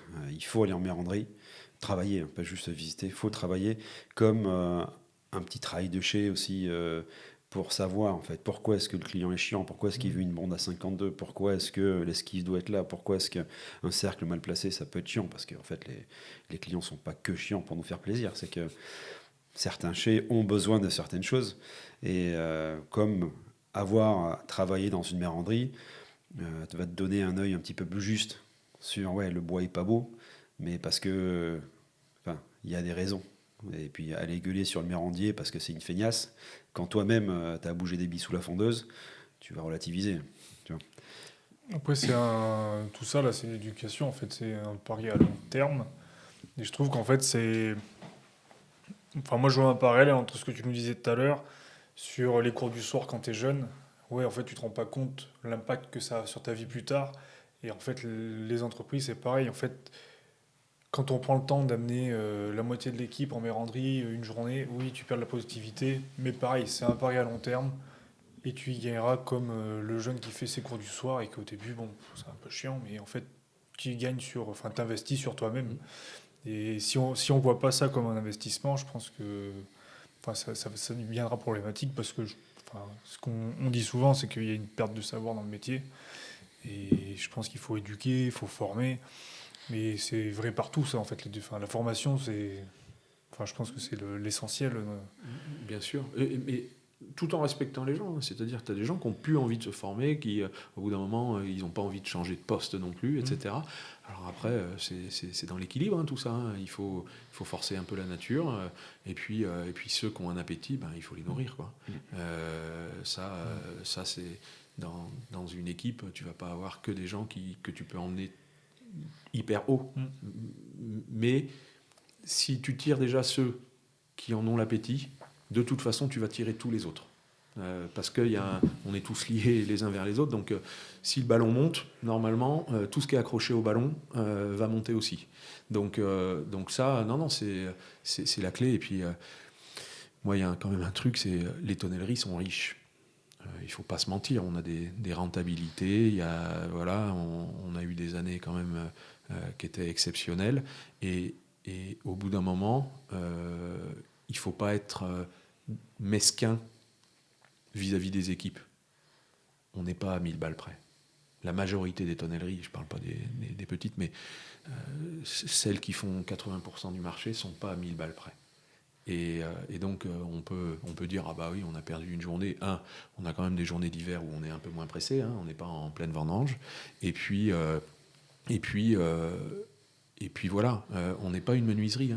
La menuiserie, les menuiseries industrielles comme nous, quand ils font 2% de résultats nets à la fin de l'année, ils sont très contents. Nous on tire vers du 8, du 9, du 10%.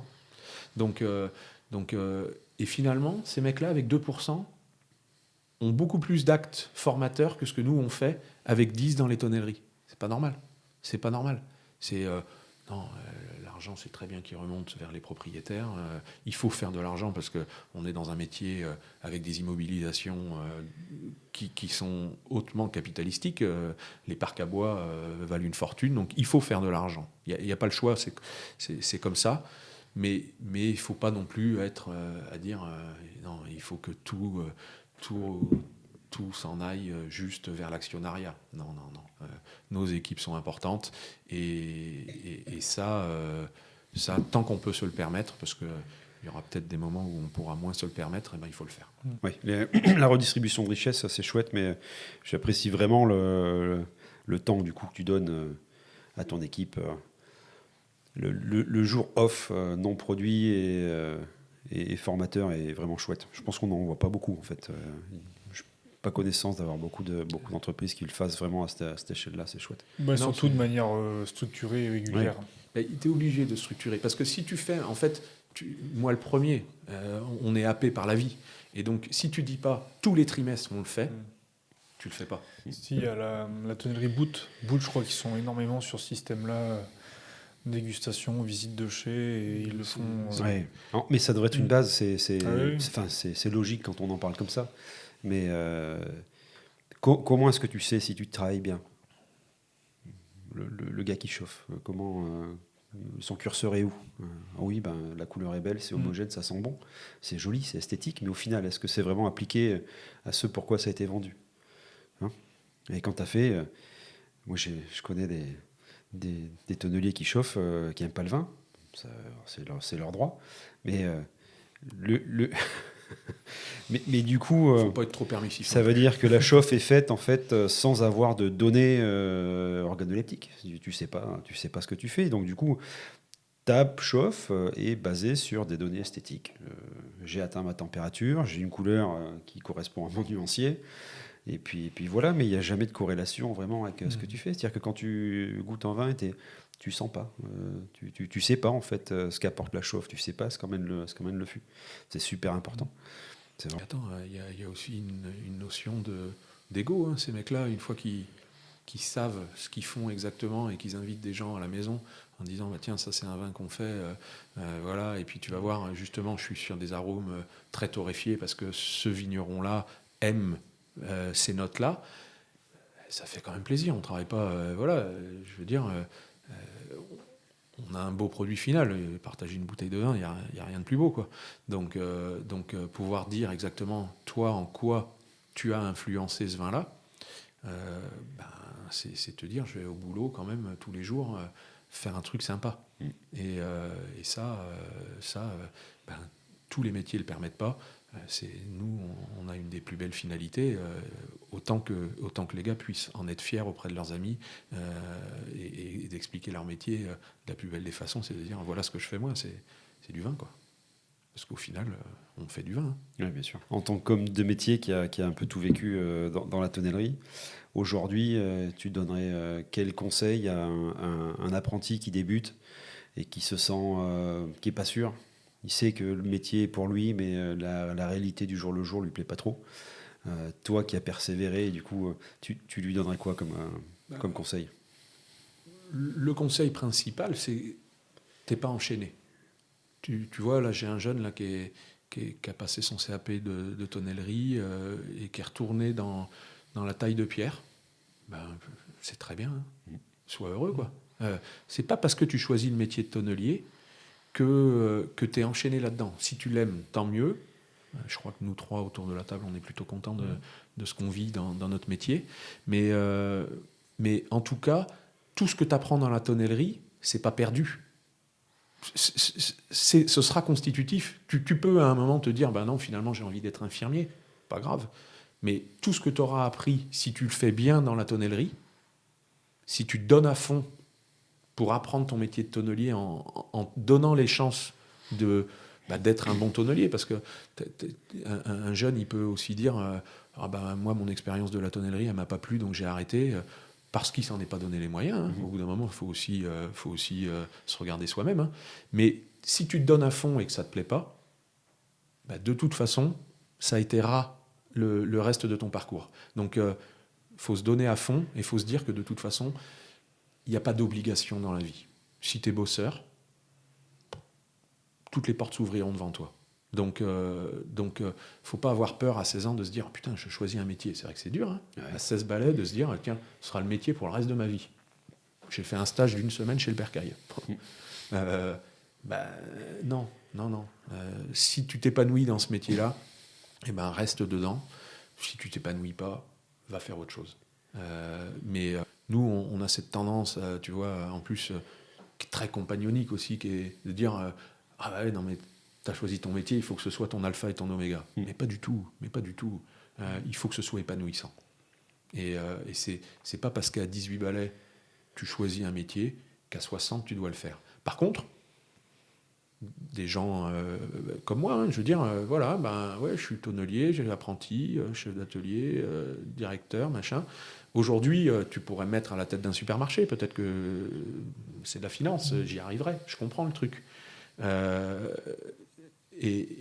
c'est parce que dans mon métier, je suis allé gratter. Donc, à tous ces jeunes-là, allez-y, et puis vous n'aurez pas des parcours peut-être ultra linéaires, mais tout ce qui est appris est appris. Oui, il faut se donner les moyens. Faut être bon dans ce qu'on fait, et que tu changes de parcours en soi, c'est pas important. Faut s'épanouir. Par contre, oui, le mot-clé là, c'est se donner les moyens. C'est-à-dire qu'il faut être acteur. Faut être acteur, faut être moteur, faut pas juste se laisser porter sur la vague. Pas attendre des autres. Tu vois, on en parlait hier soir. Le savoir, ça se vole. Bien sûr que tu peux avoir des mecs de métier autour de toi qui sont très bons et qui vont pas savoir te le passer. Parce que eux, la manière dont ils l'auront chopé, ils savent même pas comment ils l'ont chopé, quelquefois. Et donc au bout d'un moment, c'est aller gratter, c'est de poser des questions, et c'est de se dire, il n'y a pas de limite. La limite, c'est ce que chacun s'impose, quoi. Nous, la majorité de nos patrons, ce sont des mecs qui ont commencé avec des toutes petites boîtes et qui aujourd'hui ont tout créé de A à Z, quoi.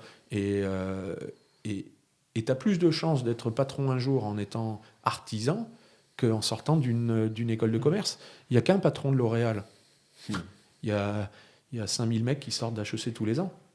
Par contre, dans toutes les communes de France, tu as 4 ou 5 patrons plombiers. Donc tu as plus de chances d'être dirigeant d'entreprise en étant un artisan qu'en sortant d'une école de commerce. Ça, c'est factuel. Et donc, si ton seul but, c'est de dire, moi, je veux mon indépendance, c'est un parcours. Et puis après, de toute façon, la vie t'emmène sur des chemins que tu n'avais pas prévus au début. Hein. Mais c'est ça. Et en fait, je pense que quand tu commences dans le métier, faut pas voir le métier comme je vais être tonnelier. je serai en production à fabriquer de la barrique. On le voit dans tous les profils qu'on a fait pour l'instant dans le podcast. Au final, il n'y en a aucun qui est juste tonnelier en production. Enfin, s'ils sont dirigeants, Gaëtan qui rachète une tonnellerie, enfin, toi qui es dirigeant aussi. Enfin, les parcours sont enfin, il y a énormément de possibilités en partant juste avec le CAP tonnelier. Enfin, Mais avec parce le métier. qu'ils sont donnés les moyens. C'est-à-dire qu'à un moment, il faut accepter de partir à l'étranger, il faut accepter de prendre des cours de finance le soir, il faut accepter, Gaëtan le disait, hein, il a été formé aussi quand il est devenu gestionnaire. Donc il faut se donner les moyens. Si tu te laisses porter, c'est comme une entreprise. Hein. Si tu n'évolues pas, si tu ne montes pas, tu descends. Tu es rarement juste linéaire. Et là, on parle des cours de finance. Peut-être une question un peu bête que je vais poser. Mais vu qu'on a un métier quand même qui travaille dans le monde entier, est-ce qu'il faut avoir des notions un peu géopolitiques pour savoir ce qui se passe, qu'est-ce qui peut être bloqué ou pas spécialement Non, c'est une clé. Hein. Pour discuter avec tes clients, parce qu'il faut s'intéresser à ce qu'ils vivent et le comprendre. Donc tu ne peux pas demander à un Argentin qui vit avec une inflation de 125% par an d'appréhender le monde de la finance comme toi tu l'appréhendes. Donc oui, ça c'est important. C'est important de mesurer tes risques aussi. C'est de te dire quelle est mon exposition au risque dans tous les pays. Parce que quand tu travailles dans 19 pays, il faut que tu sois payé au bout d'un moment. Envoyer des flux, c'est très bien. Mais il faut connaître la solidité. Et puis il faut projeter aussi tes flux économiques. C'est que nous, on achète les bois 3, 4, 5 ans avant. Mais quel boulot je vais faire dans 5 ans ? Ah bah tiens, le vin en Papouasie-Nouvelle-Guinée se pète la gueule. Bon, bah, je vais peut-être plus expédier de fûts en Papouasie-Nouvelle-Guinée dans 5 ans, donc ça sert à rien que j'achète du bois. On parlait du risque avec des acteurs majeurs. Ah ben, il y a telle grosse cave qui est en difficulté financière aujourd'hui. C'est le voisin de mon truc principal, de mon client principal. C'est que peut-être les vins les vins du sud du Portugal se vendent moins bien. Si j'ai une grosse exposition, il faut peut-être que je réduise mes achats de bois ou que j'aille chercher de nouveaux clients parce que ce client-là risque de disparaître parce que la tendance n'est pas sur ses vins à lui. Tu prends les vins liquoreux par exemple en ce moment, c'est pas la mode quoi. Il fallait pas mettre tous ses œufs sur les vins liquoreux. Et donc en fait la géopolitique, l'aspect global d'appréhension de ce qui nous entoure est hyper important parce que on ne vend pas qu'à nos voisins, quoi. On vend partout dans le monde et là on le voit bien, la consommation de vin baisse un petit peu. Alors on a de la chance, pas sur les vins haut de gamme. Nous on touche qu'1% des vins mondiaux en gros et on se rend compte que les gens boivent moins mais mieux. Donc on est encore protégé. Mais nos clients avaient des vins moyennes ou bas de gamme qui leur permettaient de vivre aussi. Donc ça va nous impacter par ricochet de toute façon. Et puis, il y a une tendance où les journalistes et les sommeliers disent on aime moins les vins boisés. Bon, il y a 20 ans, c'était l'inverse. On le voit tous. Nos modèles de chauffe ont diminué. On est moins impactant. On nous demande d'avoir des barriques plus lisses. Alors, il y a certains grands crus qui peuvent faire ce qu'ils veulent parce que de toute façon, ils ont l'étiquette qu'il faut. Mais voilà, donc c'est des facteurs qu'on prend en compte. Donc, bien sûr, c'est hyper important de s'intéresser à tout. Il faut, même pour parler de la pluie et du beau temps avec un client, il faut être au fait de l'actualité. Il faut pouvoir lancer des sujets. Il faut pouvoir rigoler sur certains sujets ou être sérieux sur d'autres. Donc, il faut s'informer le matin. Et je ne suis pas en train de dire que tout ce qu'on nous propose dans les médias est vraiment bon, mais justement, il faut de la pluralité d'informations. On peut apprendre des choses dans les bouquins, on peut apprendre des choses à la radio, on peut apprendre des choses dans des podcasts. Aujourd'hui, on a tout ce panel qui est grand ouvert devant nous, et il faut en profiter. Parce que intellectuellement, ça fait du bien, et deux, les gens qu'on a en face savent s'ils sont en train de parler avec quelqu'un qui a un brin de réflexion et qui connaît le monde autour de lui ou pas. Et on ne peut pas parler que de vin avec un client. Non. On ne va pas parler que... Voilà, il y a la petite conversation, il y a le repas du midi où on va parler de la vie, etc. Et et en tout cas, moi, c'est ce que j'adore. C'est quand on parle d'autre chose avec les clients. Il faut voir, il faut passer du temps avec un bon commercial. Le gars qui a l'air de rien, mais qui peut parler de tout, et qui est cultivé sur tous les sujets, tous les domaines, que ce soit géographique, politique, historique, c'est assez beau à voir. Et c'est là aussi que tu te rends compte qu'il y a des jobs qui ne sont pas faits pour toi. Le commerce, c'est pas que vendre quelque chose. Il faut être capable de tenir les gens en haleine, il faut être capable d'être intéressant, il faut être capable de s'insérer dans une conversation en ayant des choses à dire, même si le golf, c'est pas ton truc, mais tu sais que tiens, il y a eu des masters, il y a eu ci, il y a eu ça, tu connais des noms, faut être éduqué. Tu lis beaucoup, ce que tu nous disais, hier, tu lis beaucoup, et je pense que c'est la clé aussi. Aujourd'hui, avec les réseaux, on a vite tendance à être sur Insta, sur Facebook, juste... l'éducation se fait pas comme ça. Il faut s'éduquer. Oui, du podcast, du livre. Il faut être capable de parler avec tout le monde. C'est pas évident. Et donc, notamment, surtout si justement tu es chef d'entreprise, où tu vas être amené à parler avec des banquiers, tu vas être amené à parler avec des clients, mais pas que des gens riches. Le petit client suisse qui t'achète de fûts, il faut pouvoir aller le voir et lui parler aussi. Il faut être intéressant avec lui aussi. C'est important. C'est important d'être curieux. Mais si on va vendre une barrique pour du vin, il y a une espèce de capital sympathie avec le client où on discute peut-être un peu plus que si on vendait des palettes à un fournisseur. Et je pense que du coup, le vin, l'alcool en général, je trouve que ça rassemble et qu'on est dans un milieu où oui, c'est beaucoup de relationnel. Et il faut être capable justement de s'ouvrir un peu aux clients et de partager un peu plus que, comme vous dites, juste on goûte ton vin et puis voilà, quoi. Ouais. Non, il faut que... On est le seul fournisseur qui a un vrai impact sur le goût final.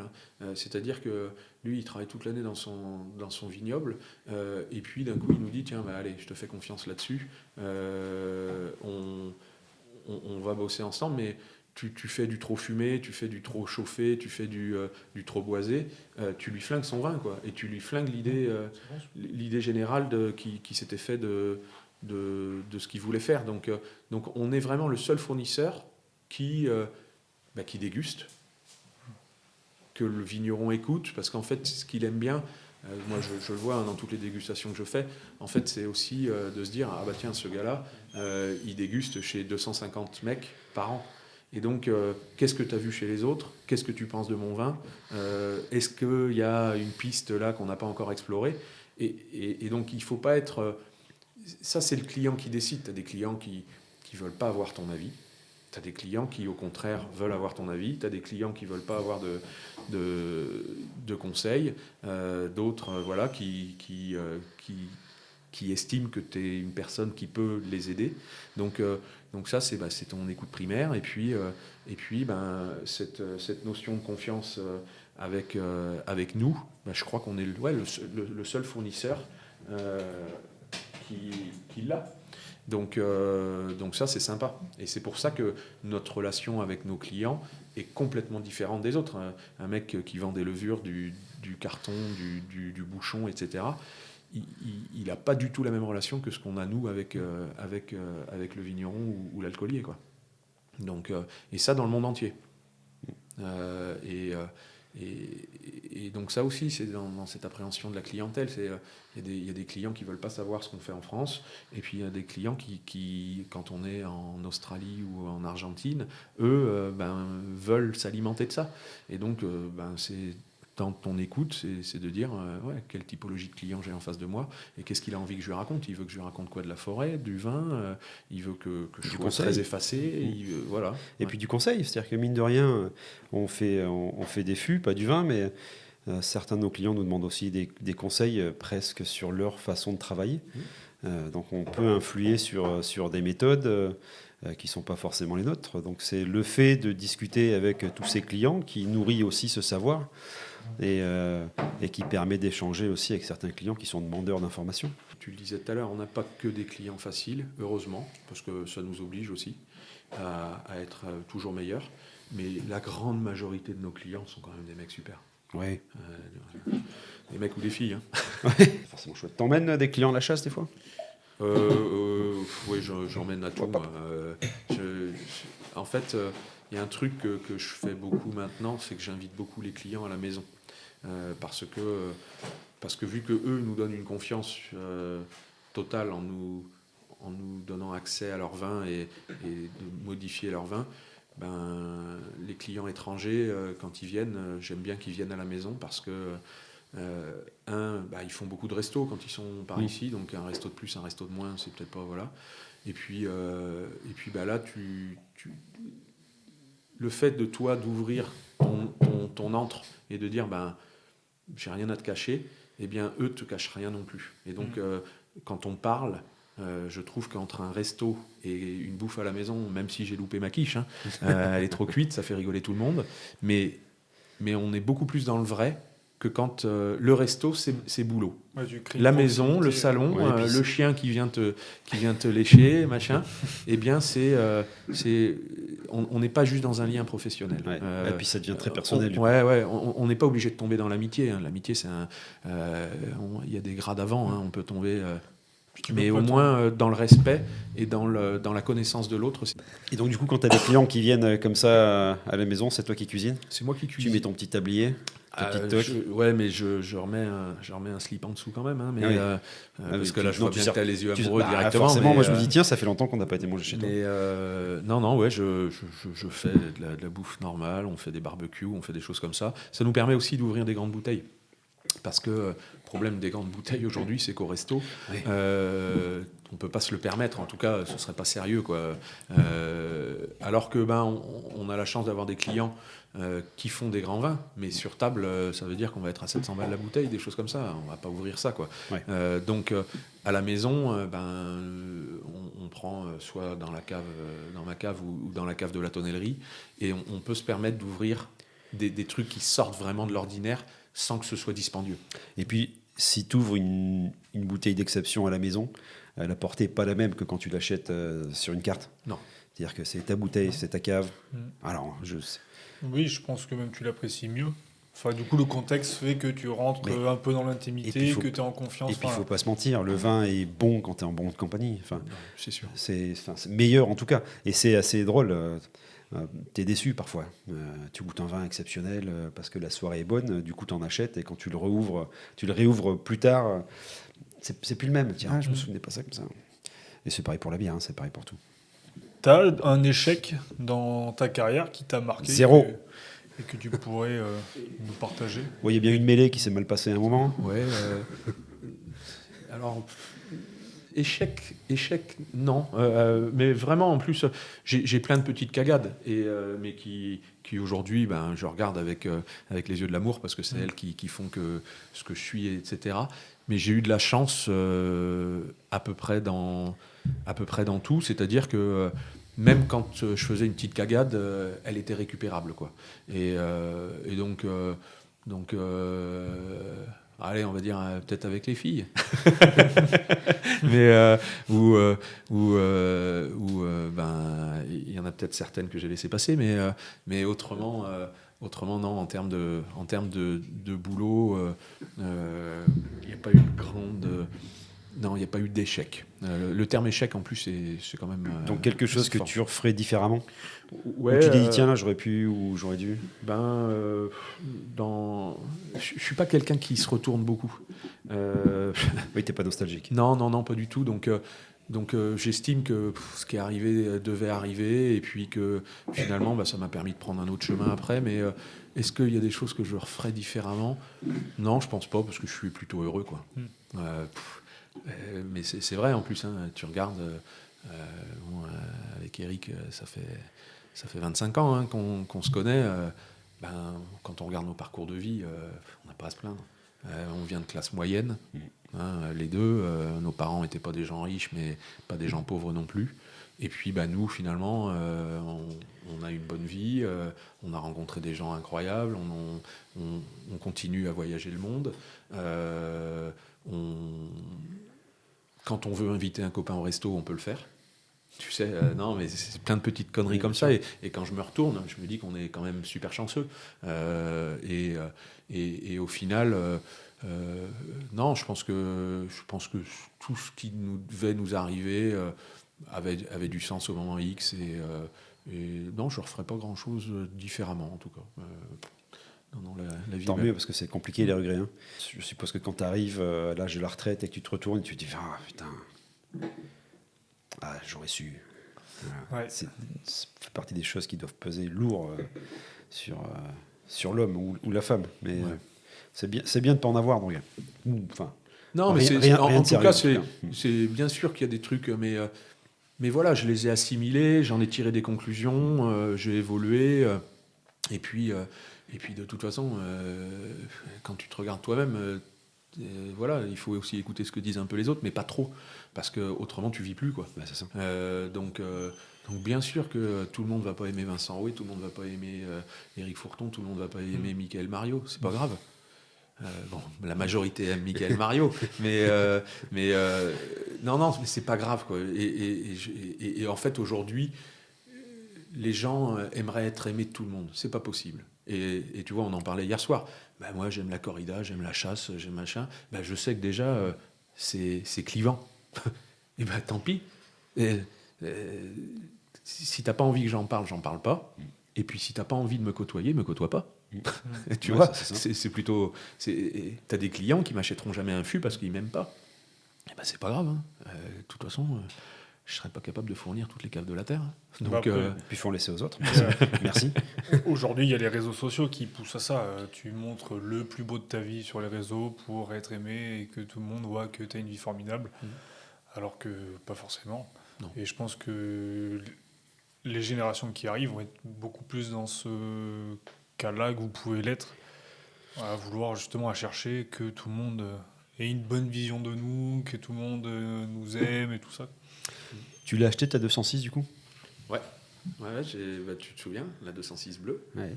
C'était sympa celle-là. J'ai toujours à peu près eu ce que je voulais, en fait, mais en m'en donnant les moyens. Et puis en demandant, hein. Parce que tu vois, tu te dis, si j'étais pas allé réclamer ce bonus de fin de mission, ben, ma vie n'était pas du tout la même. Et puis qui t'est pas dur. Parce que j'ai eu ma 206, mais finalement j'ai travaillé pour Independent Stave Company, qui m'a permis d'aller vivre au Chili, qui m'a permis d'aller aux US, qui a fait que j'ai pris des cours du soir en finance, parce que je travaillais pour Brad Boswell.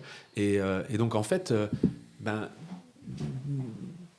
je trouve que c'est un bon truc, c'est qu'au bout d'un moment, il faut aussi aller demander. Hein.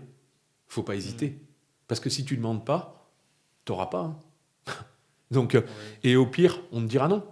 C'est pas bien grave. C'est pas bien grave. Et donc en fait, c'est les commerciaux qui disent le marché est difficile. Ouais, tous les marchés sont difficiles. Et notre boulot, c'est de continuer à aller toquer aux portes, quoi. Et bien sûr que t'en prendre 20 toute la journée, et prendre que des noms, prendre de machin, c'est hyper compliqué. Mais moi, tu vois, quand je vois mes équipes commerciales ou tous les commerciaux avec qui j'ai bossé, qui sont pour la majorité des copains aujourd'hui, putain, quand on ouvre un compte et qu'on déguste la première fois et machin, cette ouverture de compte, elle vaut pour les 40 portes qu'on s'est pris dans le nez. Oui. Parce que tu as un tel plaisir de commencer à travailler avec une cave, un mec qui te dit non, mais l'année prochaine, j'essaierai vos fûts, etc. Mais si tu lui avais pas demandé, il y avait zéro chance qu'il bosse avec toi. Donc ça aussi, c'est tous les jeunes voudraient que tout leur tombe tout cuit dans le bec et qu'on les alimente. Non, demande. Crée-toi ton propre truc et hésite pas. Parce qu'au pire, voilà. Ce bonus de fin de mission, là, en fait, l'histoire est chouette parce que ça te montre aussi que d'abord, il faut oser aller le demander parce qu'il t'est pas dû. Hein. Il t'est pas dû, forcément, tu ne demandes pas, tu ne vas pas l'avoir, c'est sûr. Et puis, il faut se donner les moyens de l'avoir. C'est-à-dire que je suppose que quand toi, tu vas voir ton boss en lui demandant un bonus de fin de mission, c'est que tu as fait le boulot avant. Tu t'es donné à fond, tu estimes que tu le mérites parce que tu as été efficace, tu vois. Et la preuve que tu l'as été, c'est que tu l'as eu, le bonus. Et puis, en plus, quand tu as un patron qui dit « Écoute, tu as 206, je te la paye », c'est quand même chouette, c'est valorisant. Et ce petit effort que tu as fait un moment à prendre sur toi, à aller demander ce petit bonus, et ça te valorise tellement que je pense que pour les 5 prochaines années, tu es plein de confiance.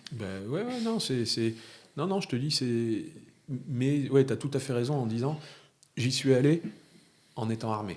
C'est-à-dire, je savais que je taffais bien, je savais que je faisais les rendements au poste, je savais que le soir, je restais pour donner un coup de main ou pour comprendre les choses.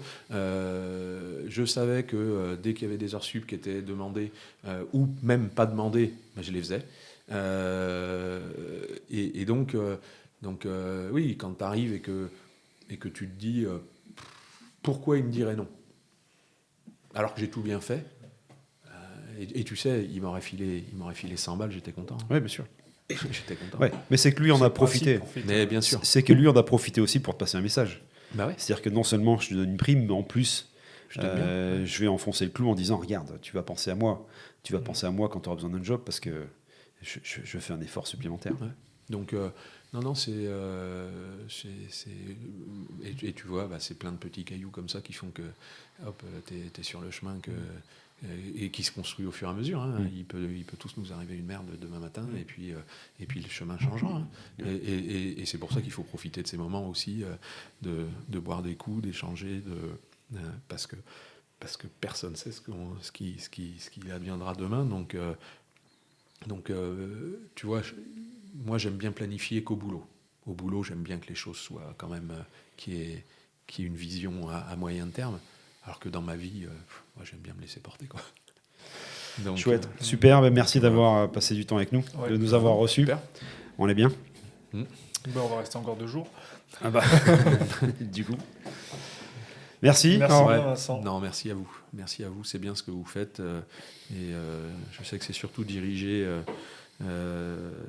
vers nos jeunes pour qu'ils comprennent dans nos échanges que voilà, la vie va être belle et que s'ils s'en donnent les moyens, ils rigoleront pour quelques années dans le monde de la tonnellerie. Donc c'est bien de prendre du temps pour eux. Merci.